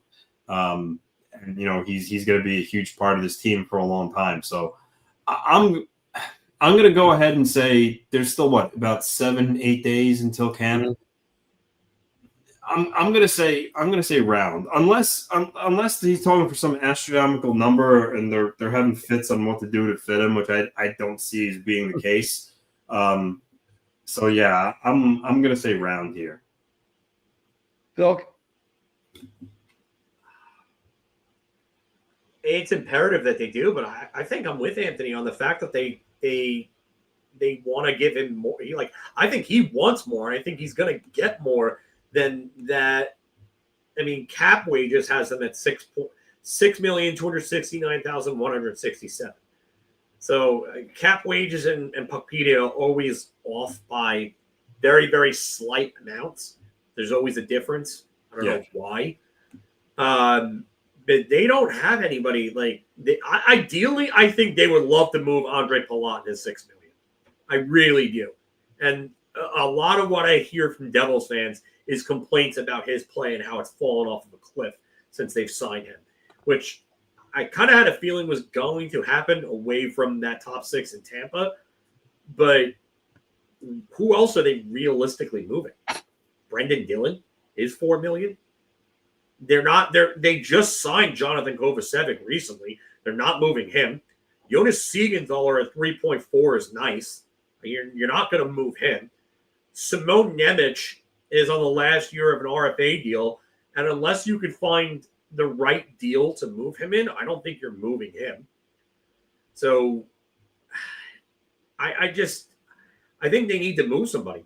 I really do. Or unless they want to get rid of Curtis McDermott's $1.15 million. I don't know why he. Oh, actually, we know why he got that. Nat Redby is why he got that. But I think they need to move somebody so they can get him signed. Because if you're going to buy out UFA years from his contract, which they would be doing by signing him long term right now, I would definitely say that they're going to need to move somebody because I think he's getting like that $7 million range. I think you're looking at something similar to what Nazar and Wolf just got in terms of AAV. Yeah, and I'm going to sarcastically say this first. Well, Luke Hughes has got to negotiate for two reasons. One, he's got to get his own best deal, and the next one is to make sure they have enough cap space so they can go and acquire Quinn in a few years, or a couple. Maybe I think is it a year or is it 2 years that Quinn Hughes might come to the Devils? I think it's 2 actually, but yeah, I get what you're saying. Yeah. However, in this particular case, no. Luke Hughes, go get the money. You deserve it because you're already the Devils' best defenseman. But you know what? I don't think it's done until into the preseason it goes. So I think it's going to be a shot for me. Honestly, I wonder if he's looking at Jake Sanderson's deal as like a benchmark. That's the thing that complicates negotiations. Because that's an $8+ million cap hit right there. Right. Because when you start looking, if we put this in front of an arbitrator, Phil, they're going to do that. They're going to do sort of what you're doing right there. You're going to look at players that are being paid similar in their productions and players that are producing and what their projected numbers could be. I forgot. Sanderson got his deal. Sanderson got his deal after his rookie year. He had 32 points, 4 goals, 77 games. Hughes has put up 91 points for his first 2 years. Sanderson only put up 70 points through his first 2 years. But I would say Sanderson's a much better defensive defenseman. So, yeah. And Howard, could that be another deal that they're looking at? You're going to get all the comparables, and that's what you're going to have to do with that. So, I actually think you could lock Luke up like maybe a similar deal to what Jack got. Maybe a little bit below that, maybe like $7 million. Either way, it's more than the $6 million that they're paying right now. I can tell you that. And in the last 2 seasons, they've probably hoped to have Doug Hamilton on the blue line to kind of like bring him along slowly. And instead, it's been Luke jumping in there and being very productive. I mean, there's nothing to shake a stick at 44 and 47 points in 2 successive seasons. So, and it's going to be like I know I go back to this line all the time. It's going to be interesting to see how this plays out. But it is going to be interesting to see how this plays out. Mm-hmm. One guy who doesn't have to worry about any more RFA or even rookie ELC deals is Patrick Kane, who is closing in on Mike Modano and Brett Hull for most points by an American player. Now, I love how you didn't use Bourne there because Brett Hull wouldn't be eligible for that. Right, because Modano would be for American born. Hull would be for an American. That's how you go with that one. Because Hull was born in Canada. But when all is said and done, Phil, and we did have this conversation a couple years ago, but we're going to have it again. Patrick Kane will go down as the greatest American player of all time. And we're just going to make it us 2 for right now. Yeah, I'm going to have to say yes. I'm going to have to say yes because Patrick Kane has done well. Hull, all right, I can't put Hull in this conversation. I can't. I'm sorry, I can't. He's a Canadian. He's a Canadian, and I don't care that he has American citizenship. He's a Canadian. He is no, and I understand people say Danny Heatley. Oh well, Danny Heatley was Canadian. He played all for. Danny Heatley is German. He was born in Germany. So I'm not going to look at Hull. I'm going to look at Modano, and I'm going to look at Kane when I look at Modano. So it's going to be around. He won an MVP. He's 3 Stanley Cups, a Conn Smythe. Modano also won a Stanley Cup, but he did not win a Conn Smythe. Patrick Kane has multiple 100-point seasons, several point-per-game years. Patrick, and I, if you look back, I did a video on the best first overall picks.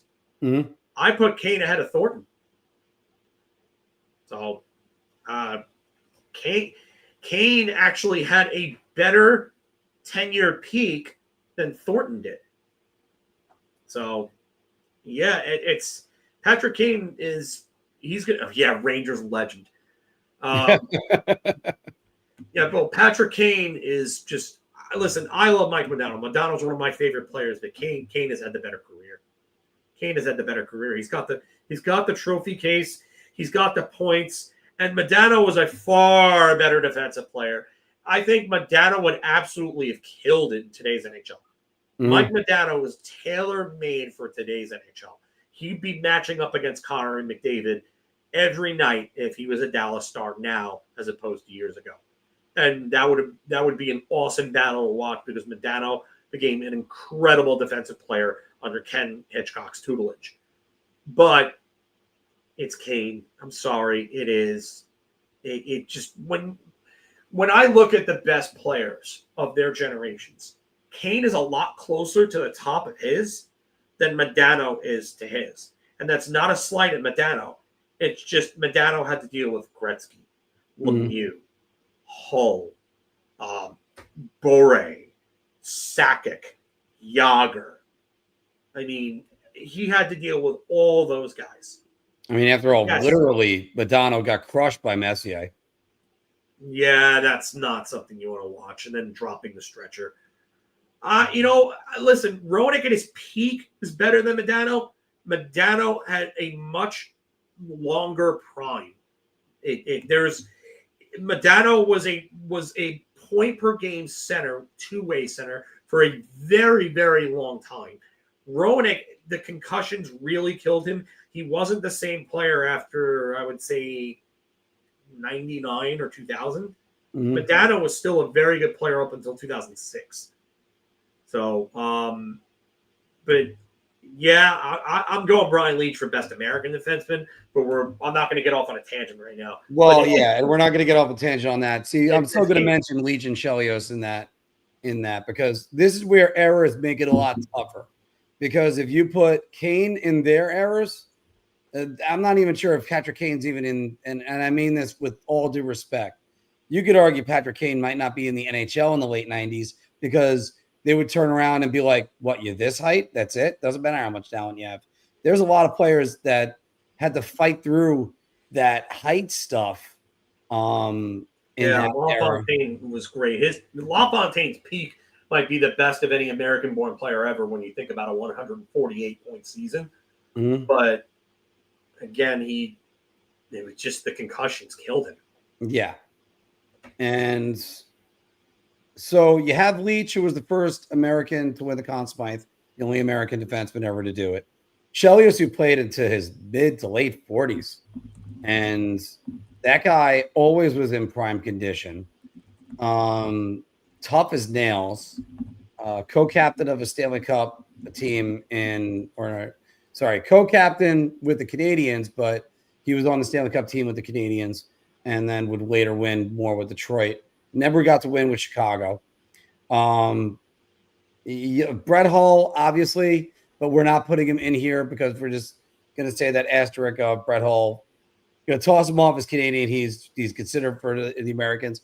I mean, Keith Tkachuk gets kind of thrown out there, but I mean, you got other guys like Matthews that's going to have a claim to this throne at some point. Matthews is going to be up there one day. Trust me. Yeah. And I do think I'm going to have to go round on this one. I think I give it to Patrick Kane now. Is it closer to beer than it is round? Yeah. But when you start talking about those accolades, and I'll mention one accolade in general. I always mention it for Leetch. Leetch is the only American defenseman to ever win the Conn Smythe.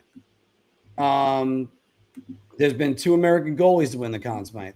You know how many American-born players have won the Hart Trophy? Just one. Patrick Kane. And it's funny because Brian Leach is sorry. also And then Austin Matthews. what? No, I said just one, Patrick Kane, and then Austin Matthews. Kane was the first. Yeah, well, it's you know, you look at Brian Leach. He was also the last defenseman to lead the playoffs in scoring. No defenseman has done that since, and that's 31 years now. Yeah, I mean, even Cale Makar didn't do that. So think about it like that, and that's also why I say, by the way, Phil, I talk about most dominating Conn Smythe performances. Leach is Brian Leach. right up there. Brian Leach is right up there. I mean, I'll even say top 10 without even blinking. And that includes, that'll include several 40-point postseasons from Wayne Gretzky and Connor, one from Connor McDavid and one from Mario Lemieux. And I'm going to put Leach in there. Leach was just every moment Leach was on the ice. And Keenan played him to death. Leach was the best player on the ice. Yeah, absolutely. And while we're praising American athletes, Phil, let's talk about this American player who just got paid. Dustin Wolf getting 7 years, $7.5 million AAV contract from the Calgary Flames. You got to love what he did in his rookie season. Was he a Calder Trophy finalist? I forgot. He was the runner-up. He was the first runner-up. He was the runner-up. Well, that's a very good point because I mean, if think about it this way, if Lane Hudson doesn't tie Larry Murphy's rookie assist record for a defenseman, Dustin Wolf's probably the Calder Trophy winner. Well, I would say even if Calgary was able to muster just Calgary had made the playoffs, he would have won it. He would have absolutely won it. Yeah. So let's think of a bigger award from him. And you got 7 years to say this. Dustin Wolf will become a Vezina finalist for the Calgary Flames. Oh, man. So this is over the lifetime of this deal. He's going to be a Vezina finalist at least once. At least once.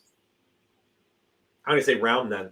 I mean, I think this is kind of a layup almost. If you ask me, I mean, I say almost because I think the bar is pretty low. You've got 7 chances for him to make the top 3, finish in the top 3 in Vezina voting. Yeah, I'm gonna say round. And it says Calgary Flames. That doesn't mention whether or not if he gets dealt. Yeah, so he's got to do it in Calgary. Okay, that changes things then. I'm gonna go beer. I'm sorry, I'm gonna have to go beer because I didn't. Yeah. I think with Calgary,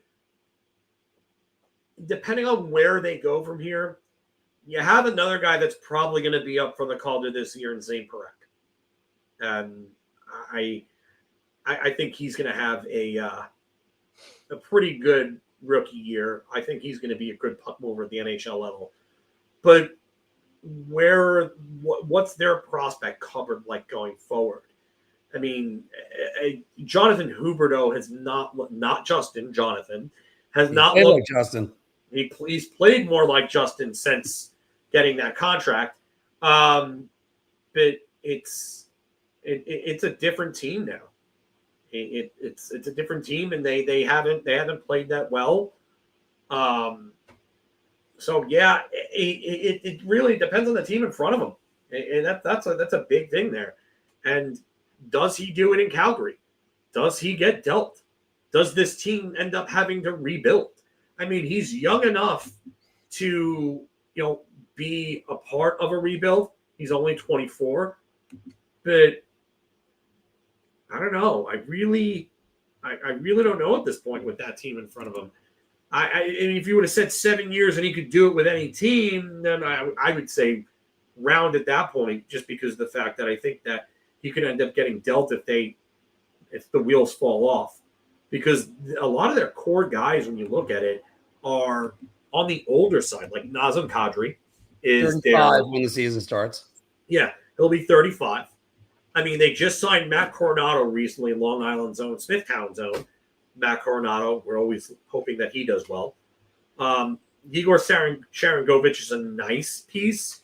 Joel Farabee is a nice get for them. I do like that. But Huberdeau has been mid at best. Mhm. Connor Zary looks like he could be a good player. Morgan Frost, they also got in that Kuzmenko deal. I do think that there's some problems here. I mean, Huberdeau had a nicer year this year compared to his first 2 years. He had 28 goals and 62 points. But is he coming back, or is he going to start to decline soon? I just wonder if we're ever going to see a shade of the Panthers' Jonathan Huberdeau, whom I thought could have been an MVP back in 21-22. He was my first half MVP that year, I should say. This is I'm actually going to go just off of Dustin Wolf. He's already signed. He's going to be there. He's got one more year on this deal. There is no trade protection on this new extension, so that's one thing. I do think, Phil, I think he's going to be staying there long term, and I think he's already impressed me enough to go. I think he's going to have at least 1 year Vezina Trophy finalist, if not more. Now, granted, you got to look at the goalies that are currently in the league right now, because is Vasilevsky going to be enough for that? Is Hellebuck, he's still going to be a top 5 Vezina Trophy guy? Can Shesterkin get back in there? I know. It's like I can't believe that I actually said, can Shesterkin get back in there? Because that's a question, guys. There's a lot of moving parts with that, but he was basically the reason why Calgary was even in playoff contention last year. And I really think he's going to be blossoming as a goaltender. Another question that could be asked is, does he make Team USA next year? That's another one, especially when you have I don't think he makes team. I honestly, I would take him over Swayman, and I think he's maybe as good as Ottinger, if you ask me. Yeah. But it's going to be tough because I think they're going to go with the elder statesman, and they're going to realize, 4 years down the road, Dustin Wolf will only be 28, and the others are going to be in their late 30s, and Dustin Wolf's going to be right in his prime years. So they might give it to the elder statesman and let those 3 guys be the 3 guys on the roster. Well, here's the hard part about going, 4 years from now. Who knows? Maybe 4 years from now, Spencer Knight gets everything in order and he's on that roster as well because, he's – they're the same draft year, 2019. Spencer Knight was the first rounder. Dustin Wolf went 214th overall in the 7th. And there you go. Well, Phil, I'm going to throw this one out there. And by the way, everybody, it's 3:11 right now. Thanks, everybody, for watching. We've got 140 of you right now that are watching this at the moment. This one was one of the ones that I teed up before the show. I think this might be a layup at the end of this. But Frank Saravalli was saying that Kirill Kaprizov and Jack Eichel will sign extensions before the beginning of the season. But Eichel's will come first. Something now tells me that was a couple of weeks ago, right? Yeah, it was from from when I was on the trip. So I was going with that one. But Kirill Kaprizov's AAV will be higher than Jack Eichel's AAV. And I'm pretty sure now we could just say layup because is Eichel getting $16 million? No. And that the reports with Eichel was that he was probably going to be somewhere around 12 to 13 million. And like the Mitch Marner range. I don't think he's going to go higher than Marner now than look about it. And the reason why I say this is because Eichel's missed time and the numbers just aren't there overall. Like, I love Eichel. I think he's a great player. He's turned into a very, very good two-way player. I would love to have him as a Ranger. But outside of last year, he scored 80 points only once. And he was on pace for 90 in 2020, but the COVID stoppage, and then obviously the neck thing, and coming back, he's been a point per game these last 2 years before this last year, where he had 66 points and 67. Sorry, he was 1 point off, and then 68 and 63 games with a 31 goal output. But again, he hasn't been healthy for a lot of his career. He's missed time. The numbers overall aren't there. I don't think Eichel can command anywhere close to that $16 million. I mean, so yeah, this is a layup. But we're looking at. Don't remind me of this. Please stop. Oh, it's bad enough I have Mark taking every chance he gets to remind me about Hugh Jessamine. I don't need to be reminded of the fact that we could have had Eichel for Kravtsov, Hedel, Nils Lundqvist in a first-round pick. Yeah, I know. Nothing. Yeah, literally nothing. Because after all, that first-round pick that would have gone probably would have been Brennan Othmann. So, yeah, this one's an absolute layup now. So, and Anthony would say it too. So let's make it a hat trick, Filk. This is, oh boy, just hearing about Kaprizov turning down $16 million. That means he's saying also with that, I'm underpaid in my years. I want to, make up for that in the new contract. I don't think Eichel's going to be that money hungry. I think Eichel's going to come around where Marner is. Marner's like around 13 million, right? Marner, he was 12. Oh, 12. All right. Yeah. That'll be more than enough. Eichel will be happy with that. So. Yeah, I think I wouldn't be shocked if Eichel's closer to 11. I wouldn't. Yeah. I really wouldn't. Vegas always has this way of getting their man and getting them at a contract that you didn't think. Like, everybody thought Marner was going to be closer to Draisaitl.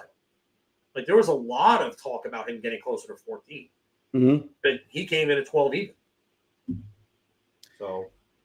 Well, that's where, that's where I think Jack Eichel developing his game, being a well-rounded player. And you know what? Maybe you just concentrate more on winning. Vegas is more concerned about winning. And you know that if you take a pay cut in Vegas, you already got the no state income tax. So yeah, you could already make a little bit less technically over there and still end up having quite a good nest egg. But yeah, Eichel's got this contract if he's going to sign long term, and I think Vegas is going to get it done with him. Yeah, and I think he's going to be far below. What does Vegas have as far as cap space? $1.186 million according to cap wages. It's probably a little different on Puckpedia if you look on there, but they've got some contracts coming off the books. So again, you're going to have Jack Eichel's $10 million, which you're going to use most of that towards whatever his next deal is going to be. Brandon Saad and Riley Smith, that's $2 million apiece coming off the books.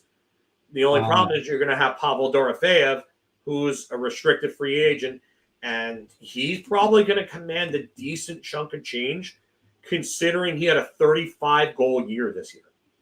However, Filk, Alex Pietrangelo, and what his situation is.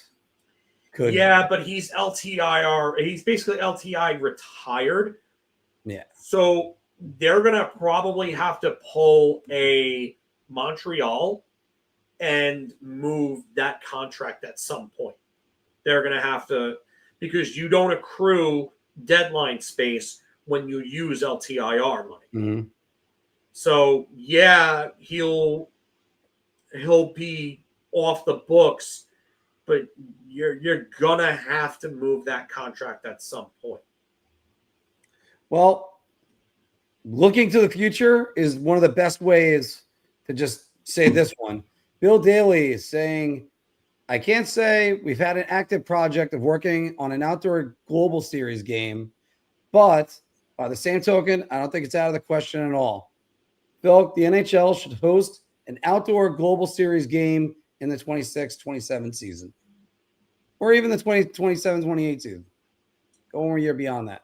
Can't do it next year. If the conditions are good, sure. I would say this around. I mean, you want to have spectacles overseas, yeah, but they've got to do a better job in advertising it, not only here but there too. Yes, because they've done terrible jobs in advertising outdoor games that aren't the Winter Classic. Terrible jobs, like the Stadium Series. You know when the hell the Stadium Series game was on last year? Mm-hmm. No idea. You barely saw any advertisements for it outside of NHL Network. Terrible. They need to do a better job of it. But yes, should they have one? Absolutely. Answer that question. That's a round. Actually, that's a layup. Get the damn hoop, Mark. All right. LTIR is not disappearing. It's the salary cap that disappears in the postseason. There will be a postseason salary cap. Now, I'm going to go around on this one too, Phil. Here's the only problem I have with this. And yes, they need to advertise it. They need to let people know all about it. Where are they doing it? That's the problem I have, because the first answer I would give you is Wembley Stadium. Now, that's not exactly outdoors. Not exactly outdoors, but it would get the biggest. Because Wembley's one of the biggest. Wembley's open. It's open. It's not exactly outdoors, though. It's not like you're playing in outdoors as Ralph Wilson Stadium was. All right, that's fair. Well, more heavily. What? I don't know what you're getting at here. Well, just trying to figure out where exactly to put this game if it's there. Like, are you going to try to do? Like, what country are you going to put it in? No, I know that, but I don't know what you were trying to say about Wembley. That's what I mean. No, well, Wembley would get the biggest one, but I mean, England, would that be the best place for an outdoor NHL game? Like, you see in a lot of these things, they're usually in Sweden, like the one between Nashville and crap, I forgot. Oh, yeah. I mean, you're going to have to go like something like this, like Huck is saying here, like PSG Stadium. You know, that's a big venue. Any of the soccer stadiums in Britain would be big stadiums.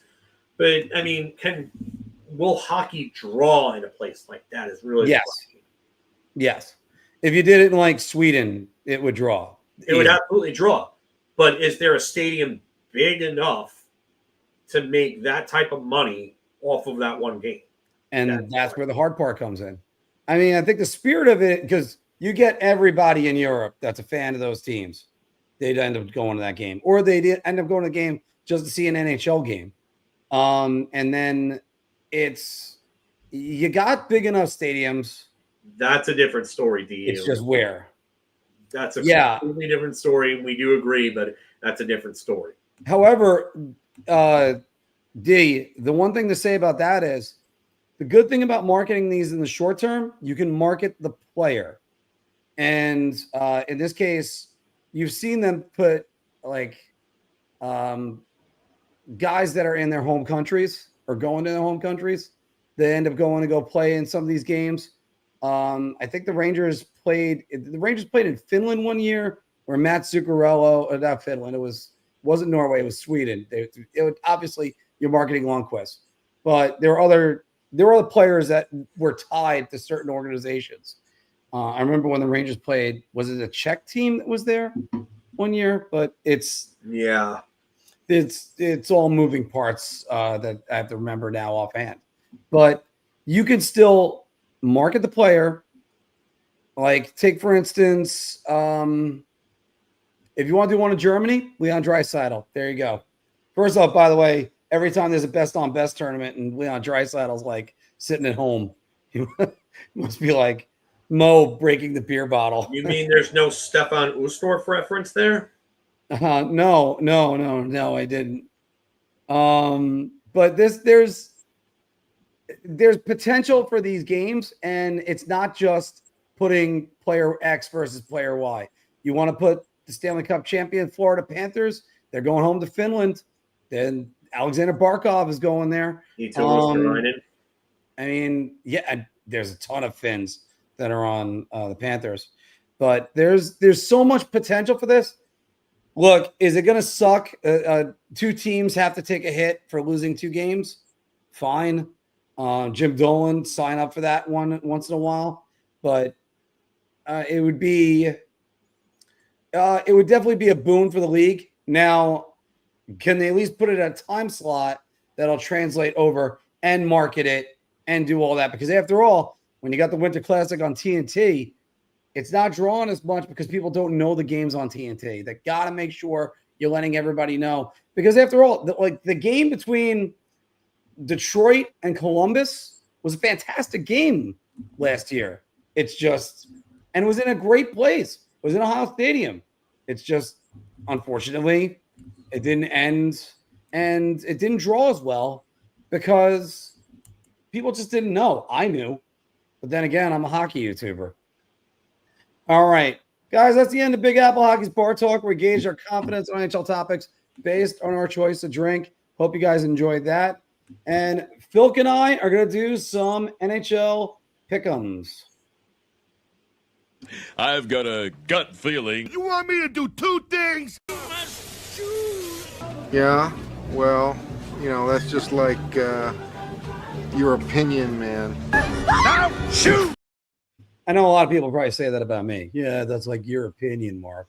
Anyway, here's the Big Apple Hockey Pick'ems, guys. We're going to give a topic, and then we're going to figure out which out of the 2 choices. Sometimes there's 3, but we're going to go out of the 2 choices right now. Philk, make this prediction. More points this season coming up. Lucas Raymond of the Detroit Red Wings or Clayton Keller of the Utah Mammoth, which is still hard to say. I almost called him an Arizona Coyote. I like this one because I've been high on both of these guys. And Keller had a 90-point year, which is tough. It's a career year. Lucas Raymond also had his first 80-point season. I'm going to go Raymond. I really do think that he's in line for something between 90 to 100 points. 100 points, I wouldn't totally be floored if he scored 100 points. I think this guy is so incredibly talented. I really do. Keller with another 90-point season wouldn't shock me, especially with guys like Logan Cooley and Dylan Guenther entering their peak years. And you're going to have Mikhail Sergachev there for his second full season. Hopefully you have Sean Dursey and John Marino healthy there. That'll help them. Does Caleb Denoyer play this year with them? I thought that was a real good pick. They're a team on the up and up. Both of these teams, I think, have nice futures. So I'm going to go with Raymond. I'm gonna go Clayton Keller. Gonna put faith back in the American kid. I think he's been kind of chomping at the bit, slowly, kind of, but surely getting closer to 100-point season. Not a lot of Americans have had 100-point seasons, Phil, and it'll be nice to see Clayton Keller do it. Is he going to be playing with Peterka? Yeah, it's very possible.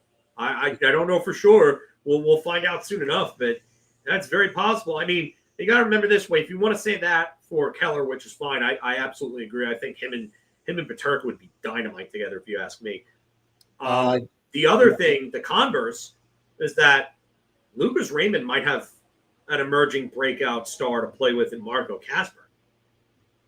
That's something we got to watch for. And, what would be nice if Lucas Raymond built it'd be nice. It would be if Lucas Raymond breaks out and maybe the guy that was drafted ahead of him kind of notices 2 guys that were drafted going past him. Yeah. Okay. That's kind of saying. No, that's something you know what? I think when we do like a season preview for the Rangers, I think that name might come up. That might come up a little bit as well.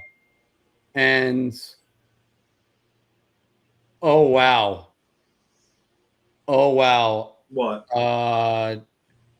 There's just a huge piece of news that my wife just sent me. Oh, I think I know what you're talking about. I heard it too. Yeah. And I'm not going to mention it right now. Yeah, somebody in the chat mentioned it. I know what you're talking about. I'm not. Yeah. We're not going to mention it right now, but that's. Yeah. That's a huge piece of news. That's not good.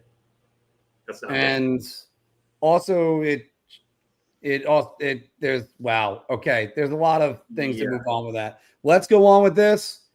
And Phil, let's go with some guys that are underrated. Which one is the more underrated player? Jesper Bratt or Dylan Strome? Wow. Bratt had 88 points this year. Strome at 82. And Strome's kind of been on the up and up for a bit. And I still feel like Jesper Bratt gets slighted because of playing next to Jack Hughes. But Jack Hughes missed a lot of time. He missed a lot of time. And Hughes had 70 points in 62 games as opposed to Bratt's 88 and 81. And a couple years back when Hughes missed, I think it was like 40 games almost. I think it was. What year was it? It was 21-22, I believe. 21-22. Yeah, he missed 32 games that year. Or 33, sorry. 33 games that year. Bratt had his like first big like 70-point season. That was really when he started to break out. And it's funny, I'm probably going to have to go Bratt here. I can't believe I'm saying this because I do think that Dylan Strome doesn't get enough love. But I'm going to have to go Bratt. I still feel like he gets slighted as being a byproduct of Hughes. Whew. First off, let me say this for Dylan Strome. I'm very happy that he's found a home with the Washington Capitals. I'm very happy that he's producing and very well at leading them in scoring last season. He's not just thought about as that third guy that was after McDavid and Eichel anymore. That being said, when I talk about underrated players in the league, Jesper Bratt, for me, it's him or Clayton Keller. Which one of the two that really holds that title? Because, and I love me some Jesper Bratt. I can't say that enough. Phil, it's Jesper Bratt for me. Let me just make the decision. But let me say this. Since the 21-22 season, do you know who has the most points scored for the New Jersey Devils? Jesper Bratt. It's Jesper Bratt. He has 317. He has 20 more than Jack Hughes at 299. Now, is Jack Hughes more of a point per game player? Of course, he's got 299 and 251. The problem is that 251 number is too low. That's 251 games. Jack Hughes needs to get that number up. Jesper Bratt has been an absolute just rock solid foundation for the New Jersey Devils. And he outscores Nico Hischier, he's close to a point per game over the last 4 years as well. He's taken a real jump forward, and especially defensively. Nico Hischier is one of the best ones in the NHL. You got to remember, that's a 6th round pick that came out of nowhere, 162nd overall in the 2016 draft. He was drafted 3 years before Hughes. And he was a guy it was looking like he was going to be a solid bottom 6 guy. And then all of a sudden, 21-22 comes around, and he's almost a point per game. And since then, he's had no less than 73 points in a season with 2 consecutive 80-point years. That is absolute insanity. And the fact that, I mean, Phil, I love the question. Got to hit on those picks, man. Yeah, you got to hit on your picks. And also, that's a player that was drafted in the 6th round and worked his way up to this. I think Jesper Bratt's actually a star in the NHL level. I think he's probably the one. He plays like one, but I don't think he's viewed as one. That's the thing. I don't think he's viewed as one. Right. I really don't. Like, he's not quite.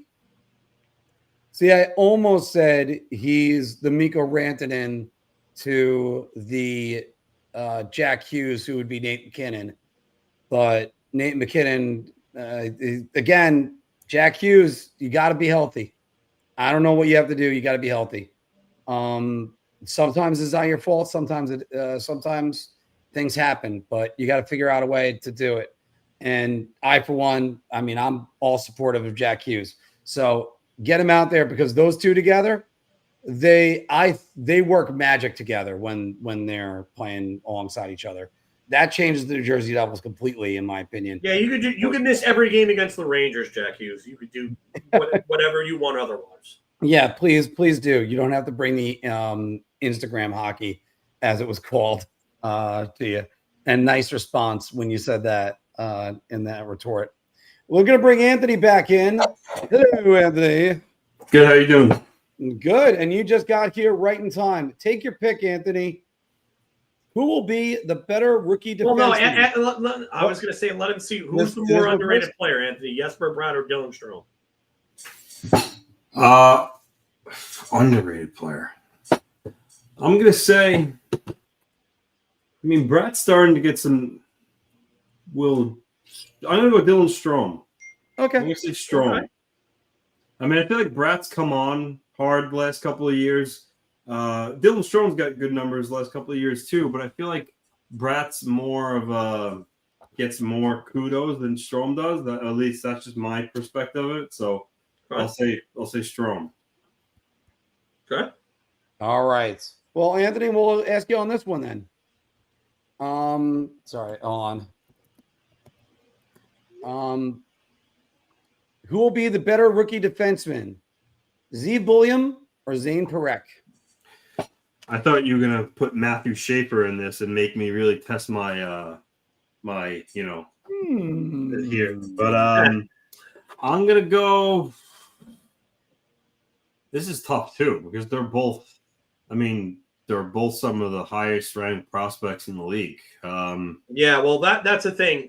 These guys in prospect rankings are like neck and neck with each other. Yeah. Also, Schaefer, there's a possibility that he might play in junior because of the amount of time he missed this past year. So that's why I was like, you know what? They both played like a cup of coffee this year. Yeah. So, and don't forget the power of the Z's. I'm gonna go with Parekh just because of his skating ability. He's a fantastic skater.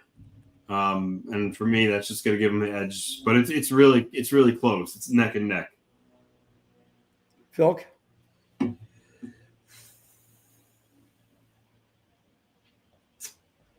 I love the way Zeev Buliam played down the stretch for them and in the playoffs.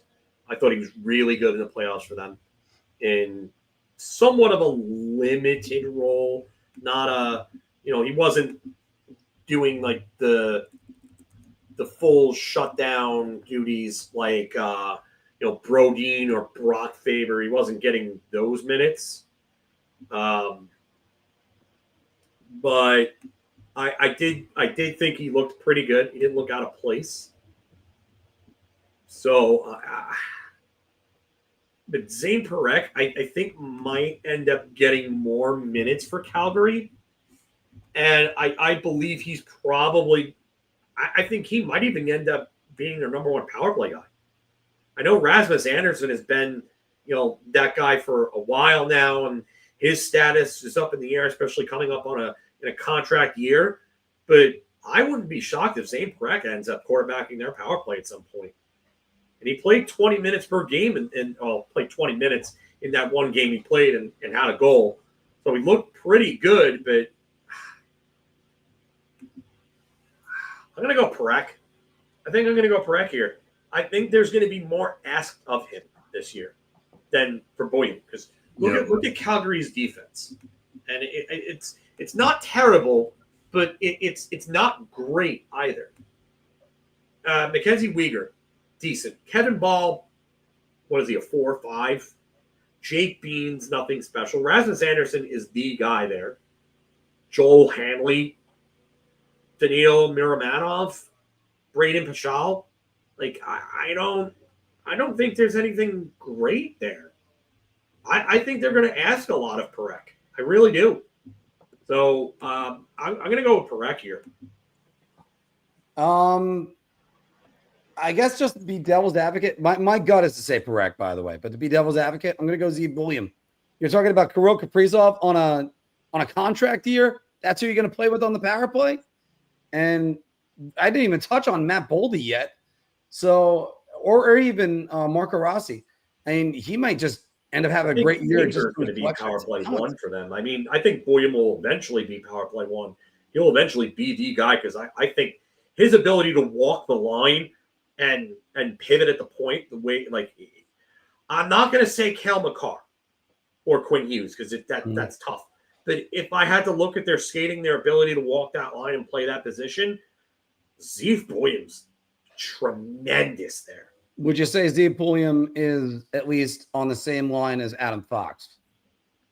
I think Zeev Boyum's a better skater. I think he's a much better skater. But asterisk here, Adam Fox decided to finally work on his skating and his physical conditioning for the first time, like, ever this offseason. So I don't know what we're going to get from Adam Fox this year. And Ranger fans, especially for the ones who have just absolutely crapped on Fox, I think you're in for a treat. By the way, I've noticed that Mike Sullivan has an ability to coach defensemen. He's had a couple of good seasons out of like Chris Letang and even Schultz. So that was another one. Yeah, anyway, got a lot of Justin Schultz. Yeah. Anyway, let's talk about a guy who had batting practice just the other day in the Giants Stadium. I want to call it Pac Bell, but it's not that anymore. I think it's AT&T Stadium. But who's going to have more points this season? Yeah, that we'll get to that one in a minute. We'll get to that towards the end. Who'll have more points this season, Connor Bedard or Macklin Celebrini? I got to say somebody. Phil, go with you. I just saw videos of them playing like 3v3, like doing like drills 3v3. I love the Celebrini responses in the chat. I do think Celebrini is eventually going to be. I think he's going to be a Selke winner one day. That's just me. I haven't seen a forward come into this league as defensively smart as he has in a long time, like right off the bat. But Bedard worked on his skating. Boy, does his skating look explosive, man. It looked really good. I think I'm going to go with Bedard because he bulked up and he worked on his skating. I just think he understands that he has to be a one-man unit there. And I think he's motivated to be like that level of growth. I think he takes the next step. I think we see 90-plus points out of Bedard this year. Anthony?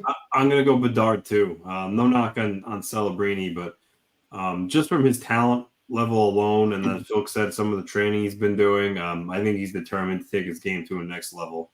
So I'm going to say Bedard, too. You know what? I'm going to say Bedard too. We've seen his workouts and everything. You got to wonder if it's going to translate.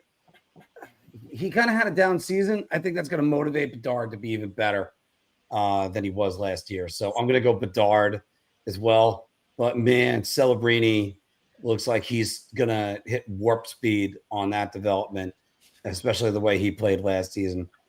Anthony, let's plug in our retro video game consoles, and let's go to arguably the best hockey game of all time, NHL 94. Which was it better on, the SNES or the Sega?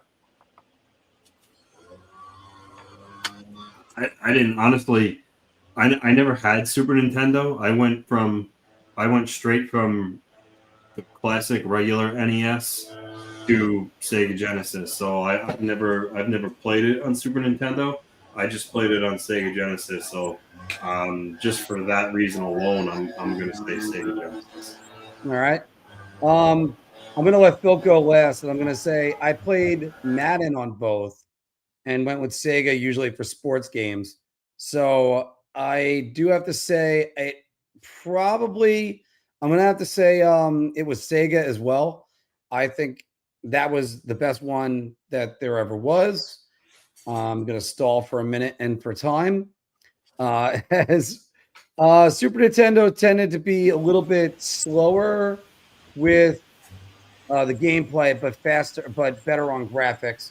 Phil, go ahead. Which one, SNES or Sega? SNES. The gameplay is smoother. It's slower and choppier on Sega. I know a lot of people. I know the tournament is the Sega version, but it's a slower game with lesser control. I feel like the controls aren't as responsive on Sega as they are on Super Nintendo. The pace of the play is also better on Super Nintendo. If I'm going 95, NHL 95 was better on Sega. I think NHL 95 on Sega is the best hockey game ever made. Which is an interesting one because I played, starting in 95, I played PC. And all the PC versions, well, they had different things that the other ones didn't. I was able to update rosters back in 95 and NHL 96. My brother Dan, actually in the NHL 94 for PC, he would run the referee and just to get knocked out of the, just to get kicked out of the game, which that was a feature that was only, I believe, in NHL 94 on the PC. And the cover box, the cover art was odd, Phil.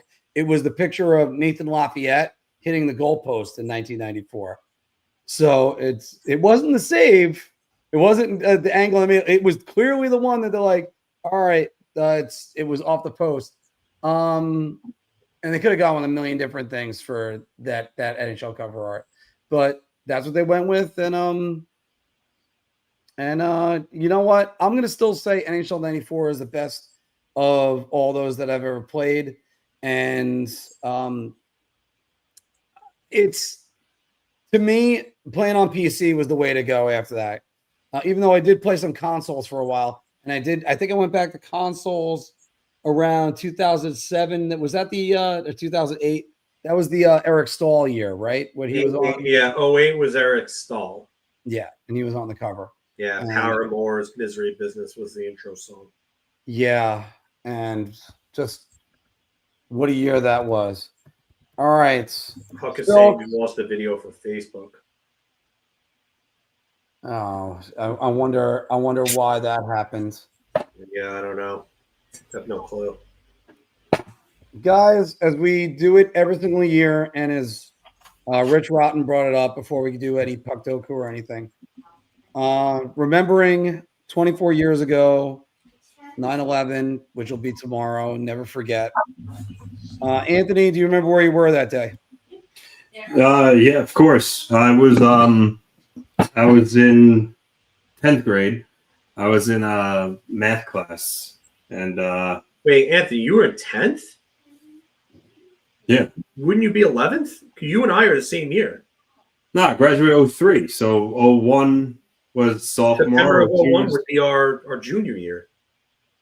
No, if I was a senior in 03, that means I was a junior in 02, sophomore in 01. You graduated 03, Phil? Yeah, I graduated 03 as well. I was in my 11th grade year. Yeah, 03, 02. Okay, 02. Okay. Either way, Anthony, keep going. Yeah, because 02, 03 was my 02, 03 would be your senior year. Was your senior year. 01, 02 would be your junior year. Yeah, 01. Oh, yeah, so 01, 02. That, yeah, because it turned 2002 in that December then. Yeah. All right. Well, nonetheless, I was in math class. I was in math class, and I just remember there was like a foreign exchange student from whatever country. He kind of just like walked in, and he just, people chatting. And he was like, "Oh, plane flew into a big building in New York City," and no one really thought of it anything of a time. And then, yeah, that's the first time I remember hearing about it. And then I saw the horrific images later in the day, like last period of the day. Our teachers put it on the TV, and just being horrified. Yeah, so that's terrible, terrible day. Phil, how about you? I was in my first year in Eastport School, which it's not a high school anymore. It was a high school middle school and K through 5 all in one complex. And it was my first, maybe second week in there. I really didn't know anybody at that point, aside from the people who lived on my block. And a few of them went to West Hampton because back then you had one of two schools you could go to if you lived in Manorville. It was either West Hampton Beach or Eastport. And I went to Eastport because Eastport was closer. I didn't know anybody. And I just remember going down to the gym. We were in gym at the time, and the gym class stopped, and all the gym teachers went into the gym faculty lounge. You could fit maybe 15 people in there comfortably, but there was at least, I would say, 30, maybe 40 people in there watching this small 21-inch TV propped up on one of those like 5-foot high rolling stands that you put one of the TVs on when you wanted to, roll them around the schools for, to bring obviously to watch like a movie or something like that for a class. I called my parents on my cell phone. I had no idea like what was going on. And they were like, listen, they're like, you're probably best off staying in that building because the building was stone brick base. So like if there's anywhere that's like safer to be, it's there because that building could withstand an attack more than a house could. So my parents didn't come pick me up. They left me there and they said, just come home. As soon as you get out of school, you're straight home and you're not going anywhere else. And it just, I couldn't even believe what was going on. We watched that. It was live. I forget what channel was on at the time. And all of them.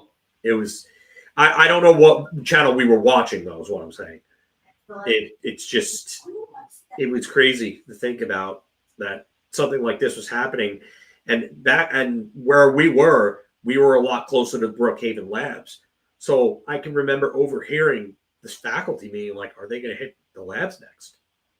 If that's what they wanted to do, they could cause a complete nuclear meltdown by crashing another plane into the lab, because that would have destroyed all Long Island. We all would have been dead.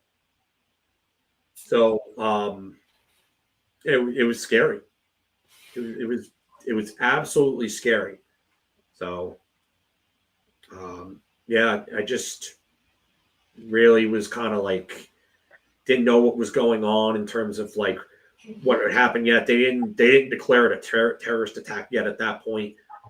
And then all the different reports were coming out and just not knowing anybody and just being a 16-year-old, or not even 16 yet.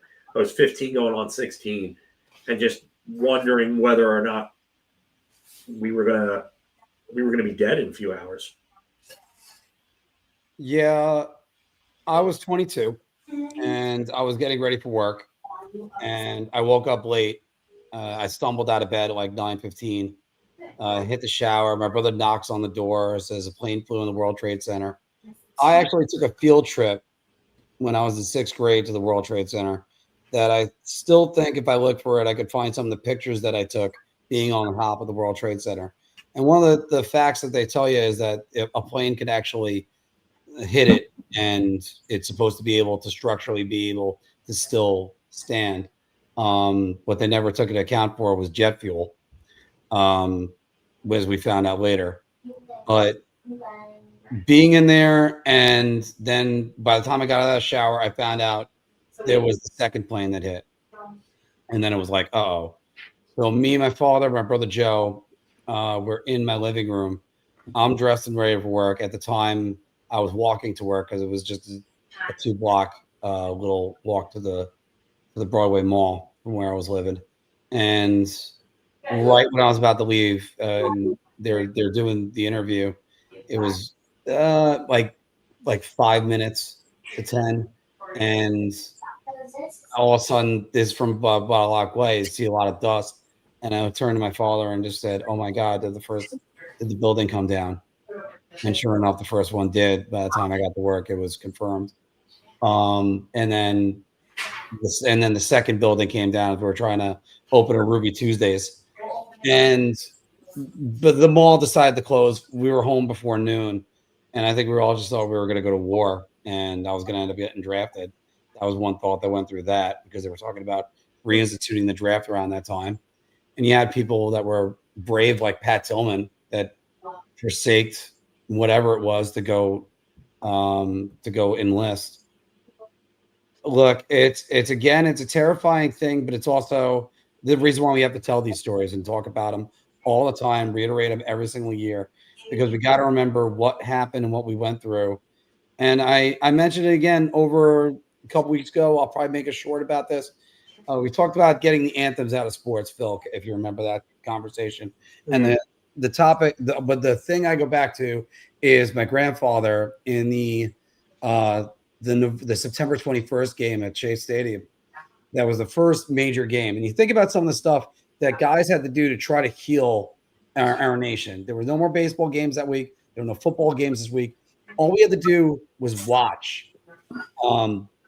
There was no distractions. All we had to do was watch what the news coverage was for about a week and constantly keep reliving it. And then you get guys like Brian Leach, who took the ice a week later after losing friends in the attacks. And John Amarante's voice, I remember he barely got out America the Beautiful. And then you go to the game at Shea Stadium, you could hear a pin drop there. There was a ribbon over the World Trade Center where that was in the Mets skyline that still hangs over Shake Shack. I always bring that up. But the national anthem, it was America the Beautiful that night. It really meant something for everybody. And that's what we have to keep going back to. It's that we should never forget what happened that day and never forget the people that we lost. A friend of mine lost his father as a firefighter trying to do that. You know what? The Piazza home run, as cathartic as it was, Dave, as cathartic as that was, that's for a baseball game. Seeing the Mets and Braves embattled in a division heated rivalry, shake hands and hug each other before the game. That mattered a lot more. Yeah, that was something else. And then, I mean, say what you want about Sammy Sosa, but who didn't get chills when he ran onto the field holding the American flag? Yeah. Who didn't? And it's a shame when we talk about politics. And I'm not talking about politics right now, especially right now. No. Because there's a big headline. We talk about politics. We try to keep our politics off this channel whatsoever. But that time is what you remember. All of us are Americans. And that was for a lot of people that day, that was our galvanizing moment to remember a lot of we're not this invincible superpower. That was worse than Pearl Harbor. The worst. It was the first attack on America in 180 years on our soil in a way. But it's just it's something we shouldn't ever forget it. And really the line "never forget" really comes in, and everybody needs to remember that. Especially, oh my God! I mean, hearing my grandfather, the World War II veteran, fighting back tears as he's singing along to "America the Beautiful," is still what I'm always going to remember. So, everybody, make sure you always remember where you were that day, and always tell people about it. I have a family member that passed away, unfortunately, from 9/11 related illness. And it's, again, it's a day that we should always talk to everybody about that. Let's play a little Puckdoku. Where I just want to just because I'm really not. I'm having a brain aneurysm here, but we were sophomores. No, we weren't. Yeah. So No, think we- it's like June of 2003, right? We graduated. So No. June of 2002, we would be a junior. No. So that 01-02 year This- would be our junior year. So then Yes. turns to so September of 2001 was the 01-02 year. Yes, junior. You said sophomore. Oh, then why are we having this discussion? No, of course we're junior. I said the wrong grade then. My bad. Yeah, you said that's why I was saying. You originally said sophomore. I was like, huh? All right, no, I know you and I graduated the same year. All right. Well, we don't have one of these for you, Anthony. Yes. No. So then yeah. All right. Okay. Let's well, Anthony, I didn't do a blind ranking today. Oh, I have a blind ranking for you. Okay, great. I love it. Let's do it. So, oh God. Being that the big topic today was Kirill Kaprizov, rejecting Minnesota's offer. What I have for you today, Mark, is rank the top 10 players for the Minnesota Wild. Players that played for the Minnesota Wild. Players that have played. Yeah. Oh God. Yes. I love it. I have a feeling we're going Wes Walsh, Steve McKenna, Nat Domenicelli. Well, let's see which 10 Anthony chose, and I think he's going to choose a friend of the show. It's probably going to be one of them. Yeah. So Anthony, let's go. Top 10 players that played for the Minnesota Wild. Jamie McLennan. All right. Jamie McLennan, by the time he got to the Wild, I don't think he was really that much of that. He was on the downside of his career. He was definitely playing on the back nine, if you will. So I think there's going to be worse on the list than him. So I'm going to go 9. What do you think, Phil? Is 9 a good spot?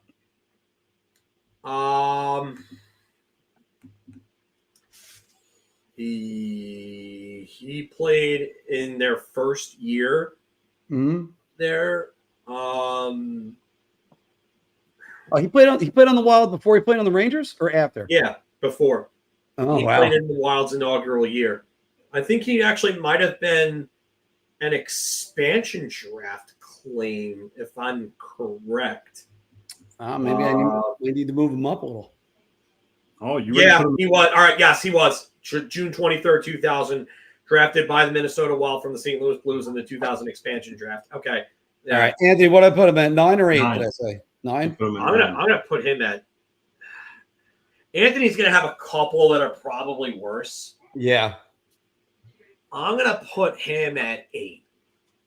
8. Okay, Anthony, next one. Next one, Martin Squella. Martin Squella?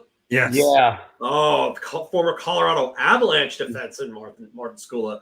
That's a good one. I really like Martin Squella. I would have him higher.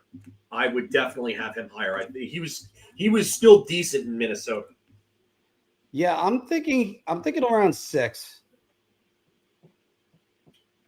You know what's funny, Phil? Because we talked about NHL before, there are those guys that you always would play the game and go out and acquire because they had great ratings, and you're like, and you just from your eye test, you're like, this one's a Martin Squella and Steve Reinprecht were always 2 that I always got. Martin Squella and Steve Reinprecht were always like low 80s rated in like every game they were in. Yeah. And Martin Squella, I remember like NHL 03, he was rated like an 80, and his potential rating I think was like in the 90s or something like that. Because we all thought he was going to be like a big time puck mover because of that 31-point year he had with Colorado. Yes. I'm gonna go 4 for him. Something tells me Anthony is gonna have someone worse, like someone far worse. He's got stuff going on here. Well, it's like if Anthony pulled out Pascal Dupuis as a Minnesota Wild, he'd be lower. Sergei Zoltok. Oh, rest in peace. Oh man, he was actually still pretty good with them by the time he was there. Yeah.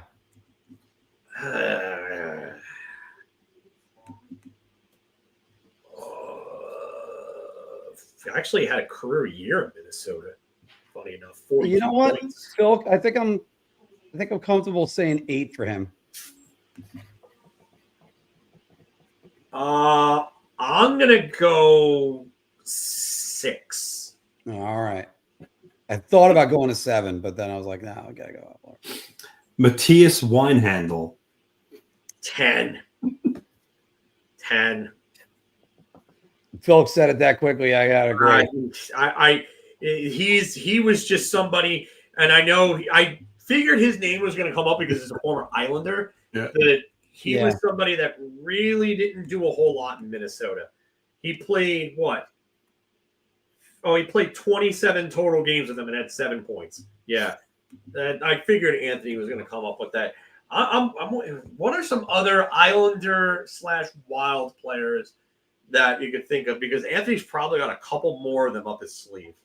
Yeah, I'm still thinking one of them might be. I'm trying to think of that guy. Oh, Rob Schremp. Was he?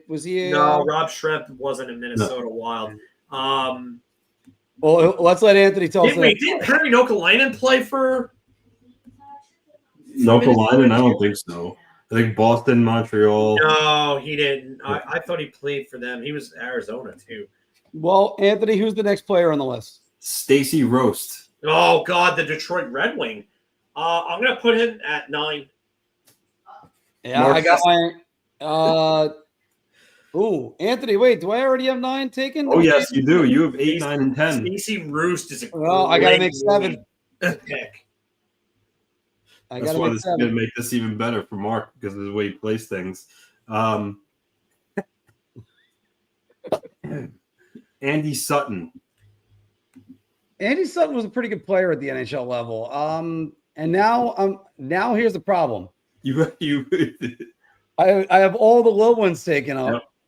Yep. I'm actually gonna. I'll go 4 for Andy Sutton. 4. Yuck. Yeah. Well, I have a feeling he might be one of the better ones. It's you, Anthony. We know what you're capable of. That's why we do it. You conniving bastard. I got to make the Anthony Shark graphic. Conniving. So that means Phil. Hold on. What do I used 9 and 10, right? You have 8, 9, and 10. You McLennan, Roast, and Winehandle. So you have 7, 5. I'm gonna go 7 for Sutton then. Pierre-Marc Bouchard. I'm going 1. I don't think we're getting a better player on this list. I honestly don't think we're getting a better player on this list. So I'm going 1. I am actually gonna drop him to 3. I think we're gonna get a couple better ones. And Pierre-Marc Bouchard, he really wasn't that great of a. He was a 2003 draft for them, right? I believe no. I think he was 02. Oh, okay. Played 1 year with the Islanders and did nothing. Well, that was at the end of his career. Yeah, he was 02 draft, 8th overall. But he was injured. It was the injuries that really killed. Like he missed almost the entire 09-10 season, and that's when like his career started going downhill. But from like 06 to 09, he was a guy that would give you 50 to 60 points every year. Sergei Krivokrasov. I have 6 open. No, you put Zoltok at 6. You have 2, 3, 5. 2, 3, and 5. I got to go 5 here. Krivokrasov would have been lower because his best days were really kind of in Nashville, but by the time he got to Minnesota, he wasn't the same player. But Phil, he's a 2-time All-Star with 2 different teams. No, 1 time, only with Nashville. Oh, 1 time, I'm sorry, only with Nashville. I thought it was Nashville's inaugural year. He was their All-Star. Where are you going, Mark? I have 7 available, right? No, you put Stacy Roos there. Oh, that's right. So 5.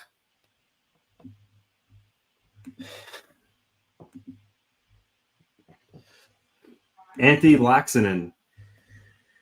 All right, he was an underrated player. He was like a 20-goal, 40-point guy for them, I believe. Had a nice career 483 games apparently, but that was a little low, high on the points. Okay. What do I have open, Anthony? 2 and 3. 3. What's my Mark, you have 1 and 2. Yeah, I gotta go 2.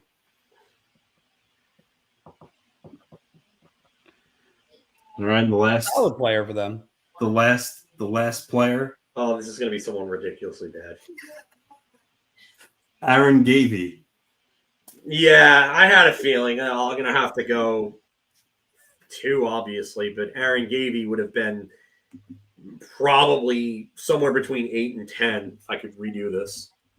Mark has Aaron Gavey as his best The wild best player of all. wild He was player more so ever. a Dallas Star, I remember him as. He was with Tampa earlier on, but I remember him with Dallas. Yeah. At least Filk saved face by reading through it and putting Pierre-Marc Bouchard at number 1.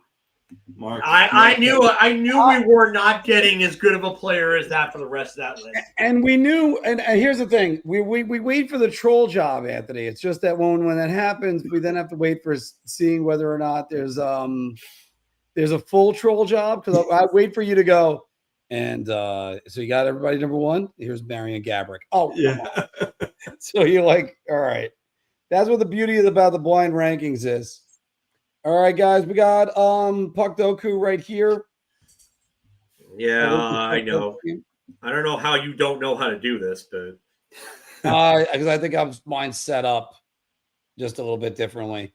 For everybody listening to it on audio, your top access is Canucks, Canadians, Ottawa Senators, and the y-axis is the Hurricanes / Whalers, the Red Wings / Red Wings, and 3+ goals in a single playoff series. Gentlemen, say what square you'd like to take first. wait, it's 3 goals in a playoff series? No, single Yes, playoff. playoff. The single playoffs, yeah. Okay, all right. Vancouver single playoffs.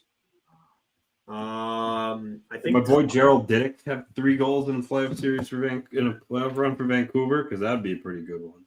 I was going to believe say he did. Thomas Gradin. I know he had. I know he had a big one in '82. I think when they went to the finals against the Islanders.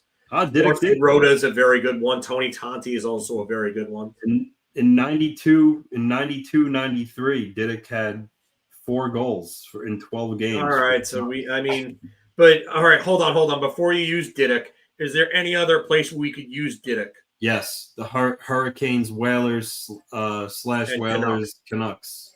Okay. So why don't we put Didick there? Daily Didick. Everybody, if you ever play Puckdoku, you could definitely find Gerald Didick somewhere. Hold on. I think for 3 goals playoffs,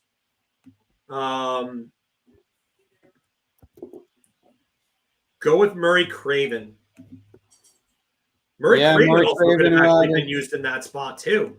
Holy shit. Because he was a Hartford Whaler. But he's already. Yeah, I know. It's fine. Murray Craven. Yeah, it is. By the way, Murray Craven, if anybody doesn't know, is one of the guys responsible for the Las Vegas Golden Knights. That I did Vegas Golden Knights. Montreal and 3+. Go Stéphane LeBeau. Stéphane LeBeau. Stéphane LeBeau. There we go. Ottawa Senators in a playoff series. Chris Neal is going to be way too high. I think Randy Cunneyworth would actually be one you could probably use. Oh, hold on. He could also be used for Hartford and Ottawa. Now that I just thought about it. Okay. No,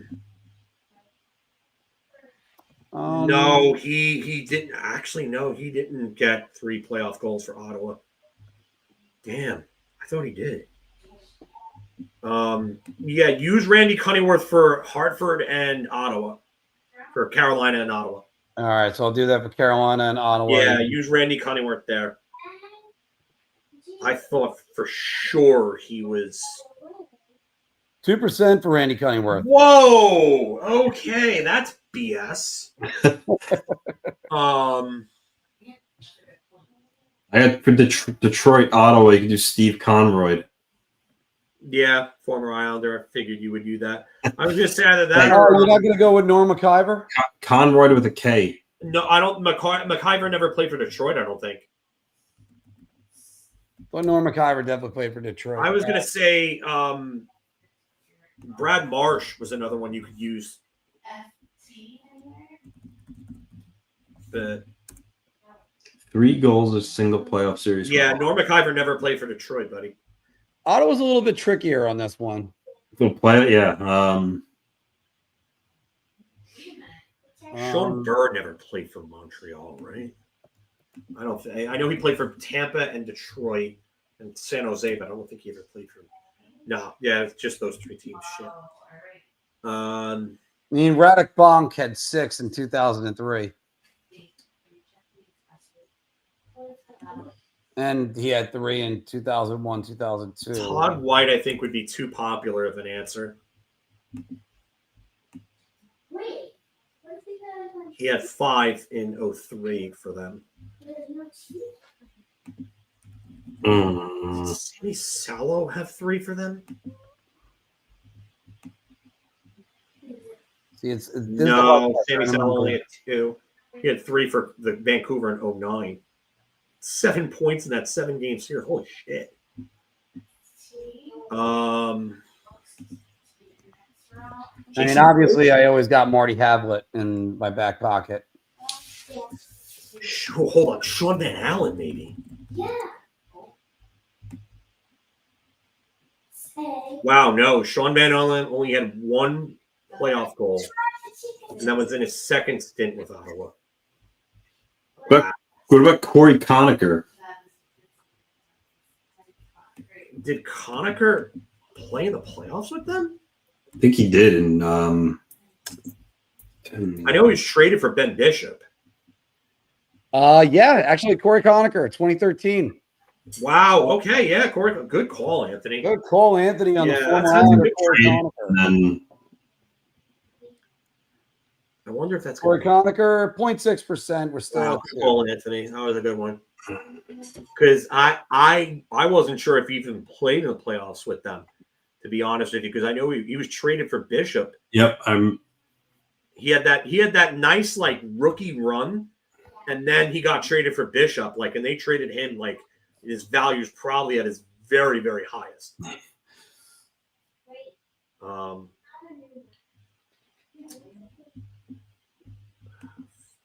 Montreal and Detroit is an interesting one. Dallas Drake never played for Montreal, did he? No, I don't believe he did. He played for a bunch of teams, and I don't think Montreal's no Winnipeg. No, I know he played for Winnipeg. That I knew because he was one of the original Coyotes. Did Mark Bergevin play for Montreal? I believe he did. I know he played for Detroit. But I wonder. No, he didn't play for Montreal. Mark Bergevin did not. It's about to say, I think he would have been too popular because of his status in Montreal as a GM. That would have been a name that would have came up. Yeah, that's true. I still remember hearing Jake McDonald calling Bergevin, so I'm like, I could always hear him. Hold on. I think Yves Racine. Yves Racine, I know definitely. Yes, Yves Racine did play for Montreal. Yeah, he went from Detroit to Philadelphia to Montreal. Okay, so Yves Racine, that's. He was always good in NHL 94, 95. Yeah, I remember him. Yeah. Well, when I heard the name Yves, I'm like, got it. Right. Detroit and Vancouver, Mike Sillinger is too obvious. So is Todd Bertuzzi. We just talked about Mark Bergevin. Bergevin played for Vancouver. Yeah, you could. He played for Detroit and Vancouver. Yeah, go Bergevin there. It's Carolina and Detroit. No, Carolina, Montreal. Would Bates Battaglia be too obvious? No. He played. Battaglia wasn't named. Oh, Mark, you just shot. Oh with no, him he willy- never played in shot Montreal. with him willy nilly before. You know what? I thought Bates Battaglia was right there. All right. Well, we were at a 0.2 anyway on this one. So I was gonna say Marc-Andre Bergeron. that would have been a good one. So I just ruined this one for us guys. Thanks, Trigger Finger. Yeah. Well, by the way, Daily Diddick. Diddick would have worked out for that too. Enrico Ciccone, Eric Fischio, former New York Islander. Andre Kovalenko. Wow, yeah. Sean Hill. You know what, Sean? You know what the first part is? I thought of Sean Hill, and then I went, and then I didn't because I remember. Yeah, way to blow up, Mark. Thanks, bud. Yeah. Manny Malhotra, of course. You know, Mark, no blowing the pyramid next, all right? I'm not going to blow. Yes, yeah. Please don't. But mind you, we're on a streak of 2 weeks in a row getting zero uniqueness on the pyramid. So Yep, that's right. So for the pyramid this week, we have 750 games played over that. They have to play in the WHL. Who are they? 300 career assists. Be a Who are they defenseman. thinking at? Usually, Oiler, A member of the Colorado Avalanche and a member of the Edmonton Oilers. Avalanche defenseman. WH. Oiler, Avalanche defenseman. Oh, you know what? I guarantee you this is Tyson Barrie because he recently retired. Yeah. I think Ooh, good call. All right, somebody with a lot of games played. 750 games played. I don't know. Alex Delvecchio. I don't know. We'll go Alex Delvecchio. It's just a random guy. All right, somebody played in the WHL. The Western Hockey League and 750 games. Scott Gomez, I think, played in the WHL. Hold on. I think If not Blake Como. Yeah, Scott Gomez was Tri-City Americans. Hold on. But no, don't use Gomez. Don't use Gomez there. Use Blake. Well, just make sure he played 750 games with Blake Como. He played for the Kelowna Rockets. Oh, Como? Yeah, definitely played over. Como definitely played it. Games. Yeah, there you go. Phil, is it because you want to use Gomez here? Yeah, because you can use Gomez there because he had 300 assists. He's the only person in the NHL that ever had the name Gomez. How about that? Yes. All right. So now Western Hockey League, 300 assists, 750 games played, and now they have to be defensemen. Hold on. Does Dave Manson fit this? Because I think Dave Manson might. I think did he play WHL? Yeah, he was a WHLer. 1,000. Hold on, 300 assists though, right? Yeah, no, 288. 288. Fell just short. Damn it. Well, we know his son's right here. Yeah, I think that would be too obvious. Who? Josh Manson. Josh Would be Manson. too obvious. I don't think Josh Manson has 300 assists though. No, I'm just saying. Mark Tenorti doesn't fit either. Mark Tenorti didn't. Oh wow, Mark Tenorti didn't play 750 games. I thought he played so much more than that. He'd been around like forever. Who? Mark Tenorti. Oh. Did Matthew Schneider play in the OHL or the WHL? I think the OHL. I would have to. Wow, but yeah, I would. Because He definitely hit the games requirement. That's for sure. Oh yeah. And the assists. No, he was the OHL Cornwall Royals. All right.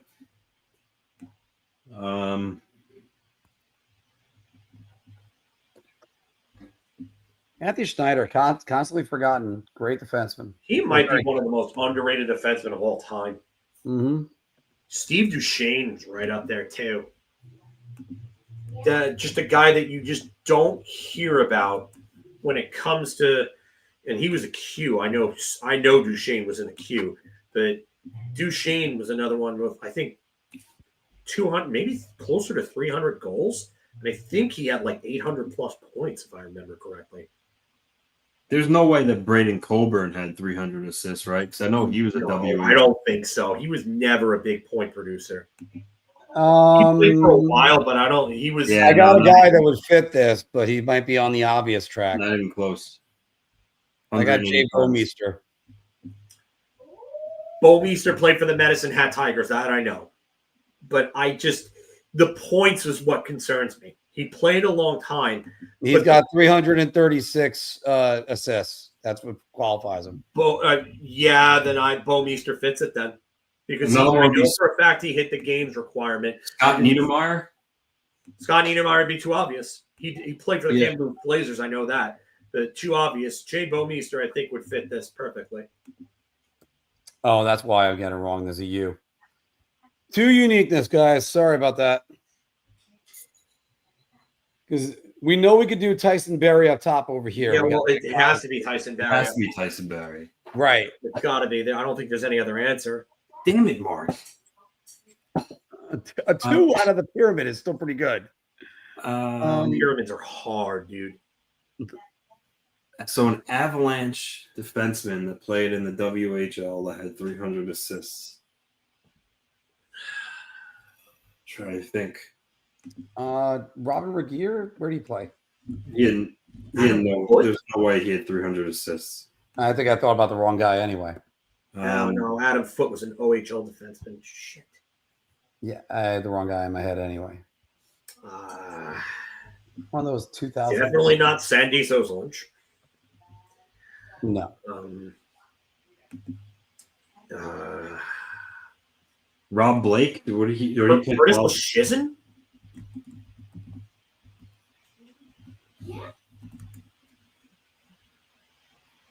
Where did Rob Blake play?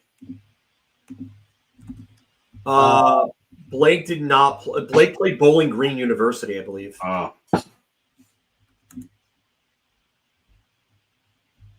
Curtis Shizen didn't make the assist requirement. He only had 165, but he made the games requirement. And I'm pretty sure he played for. No, he didn't play for the Oilers. Damn it. Or no, he did play for the Avalanche. Sorry, he doesn't have to play for the Oilers. It's the Avalanche. Wow. Sam Girard was Quebec Major Junior Hockey League. Yeah, he would have been too obvious anyway. Well, I don't know how many. I don't know. I wonder how many choices there are for this anyway. When the tough part comes in, I thought about John Michael Lyles. That was one of the guys I was trying to think of. He didn't play WHL though. No, I believe he was a college guy. He was all college. Go to Steve Duchesne. Duchesne played in the Q. I know that for a fact. John Michael Lyles didn't hit the assist requirement either. Yeah.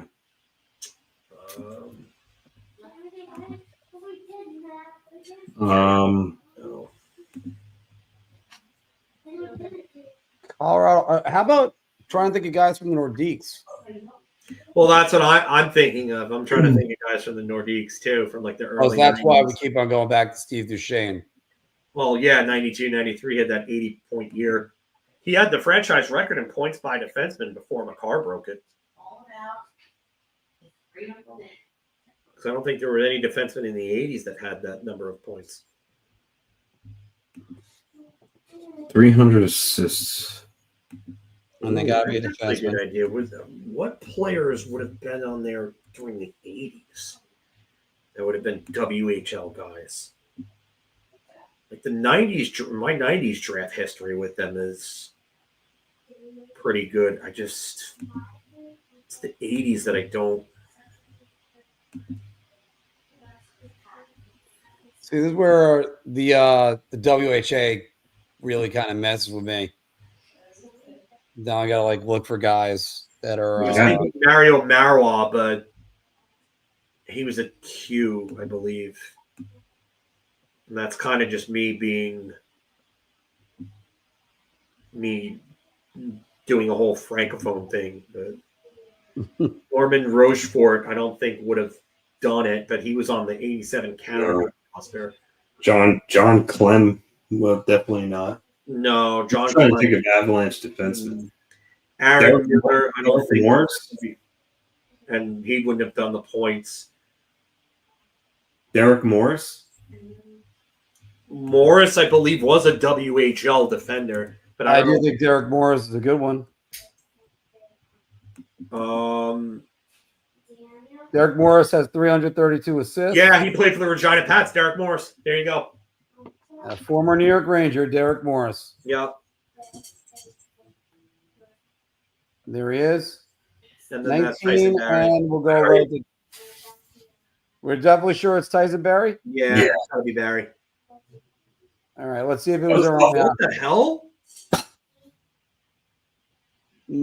So, by the way, we're at 400. Oh, no, we're not at 450. I guess that was a tough one. Yeah.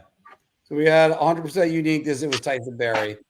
Brad Stewart, Derek Morris, and Tyson Barrie. Only 3 choices. And Brad Stewart got never played for the. Wait, he played for the Oilers, Brad Stewart? No. He played for the Avalanche. Yeah, no, yeah. This one, not many. We took Jay Bomeister, but you had Al McInnes. Wade Redden. Somebody said Wade Redden in the chat. Yeah, that was a good choice, guys.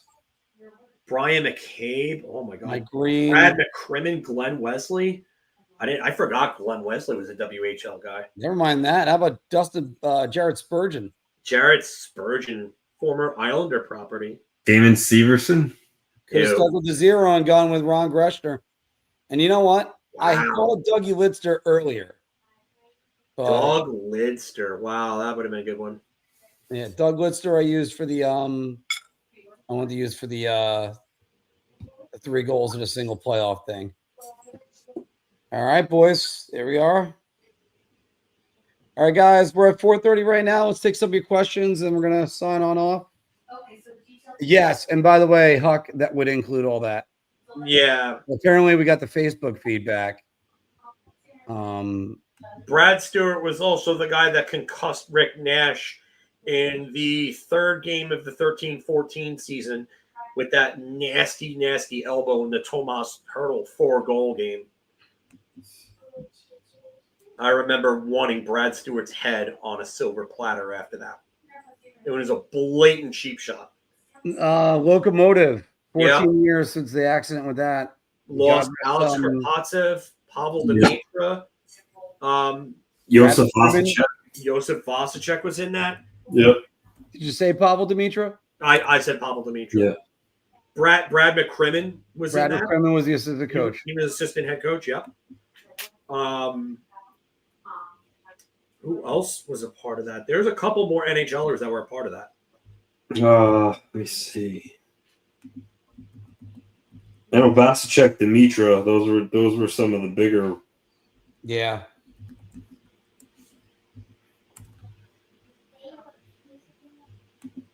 And when I was younger, Karl Rakunek. Karl Rakunek, former Ranger. Karl Rakunek. Karl Rakunek was always a great player. Sorry, not great player. Stefan Liv. I don't know if anybody remembers this, but there was one point in time back in the early 2000s where the prospect debate was who was going to be the best goalie coming out of Sweden, Detroit's Stefan Liv or the Rangers' Henrik Lundqvist. And Liv never made it, but Lundqvist turned into a Hall of Famer.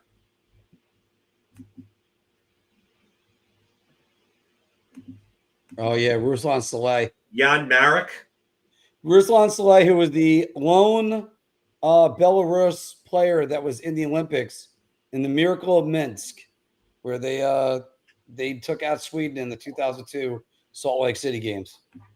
And I think the winning goal was Ruslan Saleh off the shoulder of Tommy Salo, and it bounced behind him and just helplessly went in the net. Yeah, Ruslan Saleh. That was one of the biggest upsets in Olympic history. Hell, Canadians might not have made the gold medal if it was the case. Yeah, that Swedish team was good. I think they would have beaten Sweden just because I don't think Salo could handle it. Yeah. But the change from I forgot who the Carly Strastins too. Yeah. That's another one. I think the change to Brodeur also changed their fates, which is funny because in 2010, the change from Brodeur to Luongo probably changed their fate too.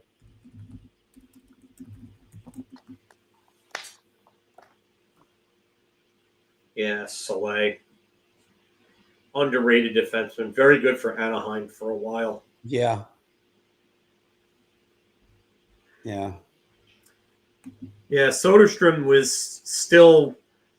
I mean, there weren't a lot of great Swedish goaltenders around that time. We'll talk off the air for that, Evan.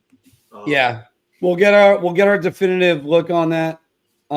We like to try to get it where it's us as the guests and us as the hosts, and I mean all the hosts that are on there, the Rangers guys that are in our circle.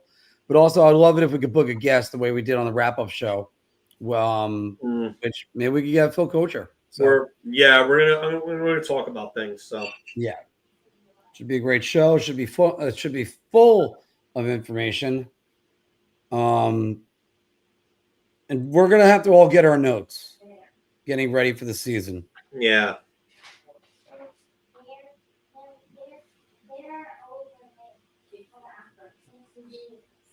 But that's where all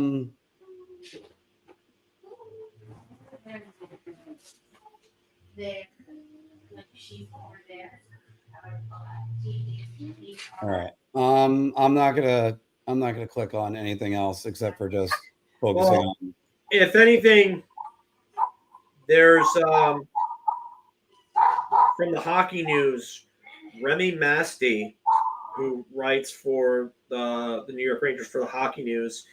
He was at Rangers camp today, and he said a big standout at rookie camp was center Noah Laba, who was put on a line alongside Brennan Othmann and Gabe Perreault, which shows how highly the Rangers organization thinks of him, which I would have to agree with. And he's a guy over the last couple of years has really stood out at Colorado College. Yeah. I've been hearing the stories about him. What about Dylan Ruprecht? Supposedly at camp, he hasn't looked the greatest. That's what I've read, but you never know with these guys. Mm-hmm. Do they still do the free games on YouTube or on these like rookie camp games? I'm gonna have to take a look for them. I'm not entirely sure, but because occasionally you get to see some things on there. You get to see some glimpses of what guys are, but you never really know. Like there are times where I think I was on a Twitter thing, or post the other day, right when I was posting about the Mario Lemieux bit that we did, and it was somebody said name a random goalie, and one of the players that impressed me in the preseason. Now again, preseason, take it for what it is, what it's worth. But was Derek Stepan in his first preseason with the Rangers when he picked the corner on Pascal Leclerc from way out. And the two things you look on that is you go, wow, that kid has got a great shot. The other thing you look over and go, that goalie was way out of position. Yeah, he didn't have the greatest shot. I mean, there are a couple of shots that I can think of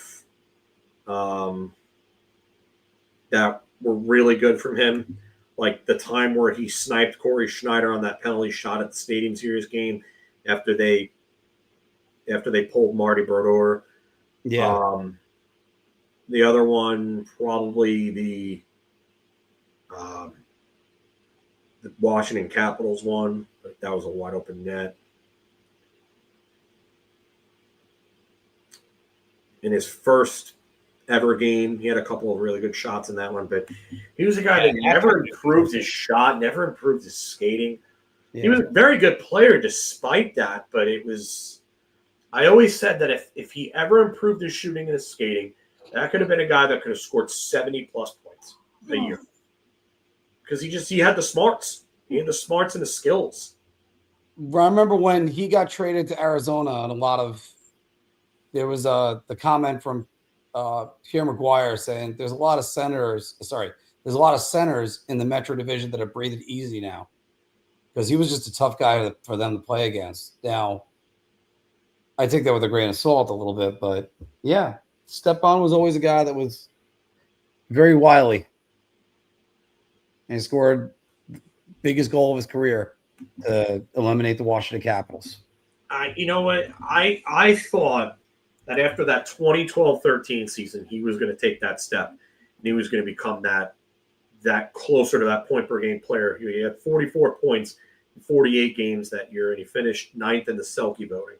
And I was like, all right, we've got this guy. You know, this kid's going to be really good. And then the next year he has 57 points.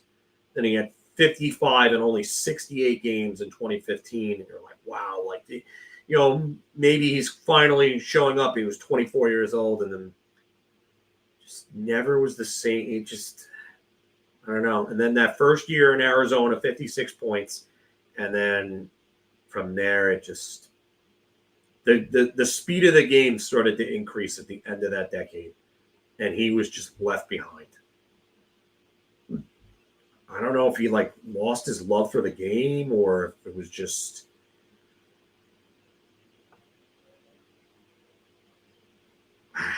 it's such a weird thing to think about with him because they were so much smart, so much talent, and it just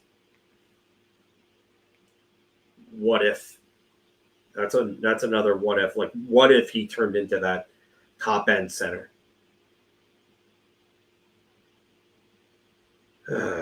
Yeah, I know. But again, that's one thing. And by the way, one of the what ifs that we got covered in Phil's video, we're going to be releasing soon enough, is the Claude Giroux angle. The Rangers drafted Claude Giroux instead of Bobby Sanguinetti. Would have had that's a big number one center. The only thing to say with that is, yeah, then they don't get Brad Richards, but who knows? Maybe they're not in the situation that they need Brad Richards. Yeah, at that point, you know, maybe they don't. Maybe you're not looking at signing Brad Richards, and that gives you cap space for other things to work with. I mean, I'd like more what ifs in the what if series because I love this series.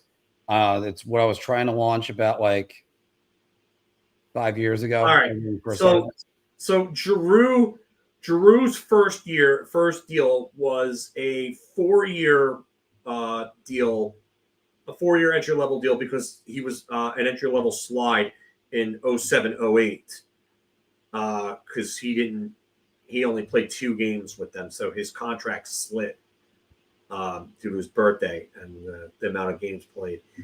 And then it was 08-09, 9-10, and 10-11, in which he had like a nice 30-goal, 70-point breakout year in 2011. Oh, no, it was 25 goals, 76 points, sorry. And then his 2012 year was Yager's first year where he played on that line with Yager and Hartnell. And that was the first year of his new deal, which was a 3-year RFA deal, which only made $3.75 million, as opposed to Brad Richards, who made about $4 million more than that per year. Now, if you have $4 extra million in cap space, you could put that towards a better winger, a better defenseman. There's a lot of things you could do. And trust me, that's not even the Gordy Clark moment that you're going to hate him for the most. Because I started putting in the video of it and then went, you know what? I'll leave it at what, because number 9 on Phil's list, I can't believe it totally shocked Pierre McGuire and still them saying they could have drafted player X or player Y. And they went off the board and chose player XY. So, yeah, just, no. Well, I'll tell you this right now. There are 2 things that are, you would figure, are pretty good news from camp. One is that Perreault gained about 10 pounds in the offseason. That's good news. So he's up to about 180 pounds. And the other is that Brennan Othmann switched training regiments this year, this offseason, and worked out with guys like Connor McDavid and Leon Draisaitl and so on. So maybe that helps a little bit.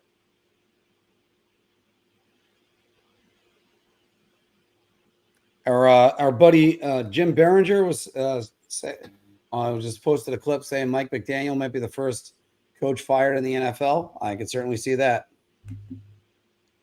Yeah, you can do a top 10 rankings for the worst Cordy Clark draft decisions. I think the Giants regime is definitely on a hot seat right now. My question is, why were they back then? If they're on the hot seat at week 1, why were they back? That's what I come back to. My personal opinion, I don't know if they necessarily are or not. I just think they are. I think the vibe that I got from John Mara wasn't good for them. No. And I think they were at a point where there was nothing they could do. Maybe John Mara couldn't find a new regime to put in place prior to the start of that draft because he didn't want to bring in an entirely new staff right before a draft and have them no time. That's why I think if this season goes south real quick, you could see them fired, and I think they would bring in somebody to give them enough time to kind of get things together for the next draft. Because if that, I see this team as a 2-win team. Honestly, the Giants, I only see 2 wins in their schedule, and the rest of their schedule is murderer's row. Yeah, I think if the Giants came calling to Bill Belichick, I do think Belichick would take the position there. I do. And because that's a job he always coveted. That's a job he always wanted. Yeah, he always coveted that job, and he's done nothing but speak and high praise about the Giants organization throughout his entire career afterward. Yeah. And I mean, Matt's going off about the Mets. Yeah, the Mets have got their own issues right now. Looking around and everything. So thank God hockey's coming back. Even though I have a feeling, look, I understand there's a lot of potential for this season for both teams, and they're both wild cards. I'm kind of hoping that the Rangers end up realizing that they got fool's gold. Maybe they don't. Maybe they don't. Because if Adam Fox has really improved his skating, that could be enough to make the Rangers a playoff team. So, as Rangers Central's right here, New York sports is a disaster. The fact that we're relying on the Knicks to save us is wild. Guess what? Who knows if the Knicks are going to be any good? Now they got to get a coach. They'll be a good team. They're going to be a good team. They're not going to be what they were last year. I don't know. That's up for debate. I don't know. I think teams that do power grabs like this, it doesn't work out. So you better know what you're doing when it comes to that. All right.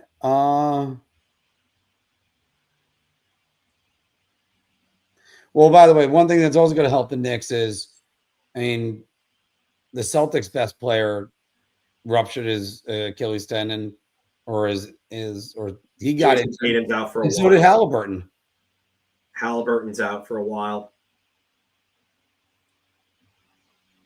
Yeah, they're one of the healthier teams right now, sadly enough. This is something we're going to talk about on the Rangers preview next week. There's a lot of questions to be answered. Yeah, we talked about this, Dave. We just talked about that before. But yeah, this. I have a list of questions that I want answers to. So yeah, we're gonna make a composite of that, of the 5 biggest questions.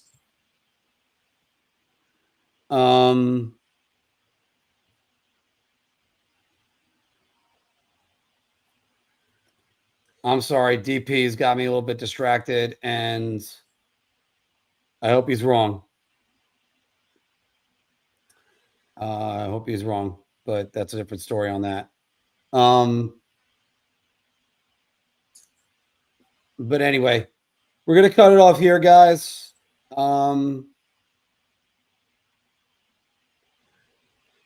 it's official on that? All right. I'm not talking about it right now. Anyway, but anyway, guys. So everybody take care this week, and then make sure, you know what, always remember where you were 24 years ago yesterday. Always make sure that you tell your loved ones that you love them, because you never know. It might be the last time you talk to them. Who knows? But it's just sad news outside the world right now. And I'm not going to go into that. All right, guys. Everybody, thank you very much. We'll talk to you soon. Stay tuned for our season previews for both the Rangers and the Islanders individually. We will have an NHL preview of all of us together, of me, Anthony, and Phil. We've been trying to get a big Islanders preview. Hopefully we'll look into that one, and we'll talk more. Guys, everybody, thank you very much, and we'll talk to you soon.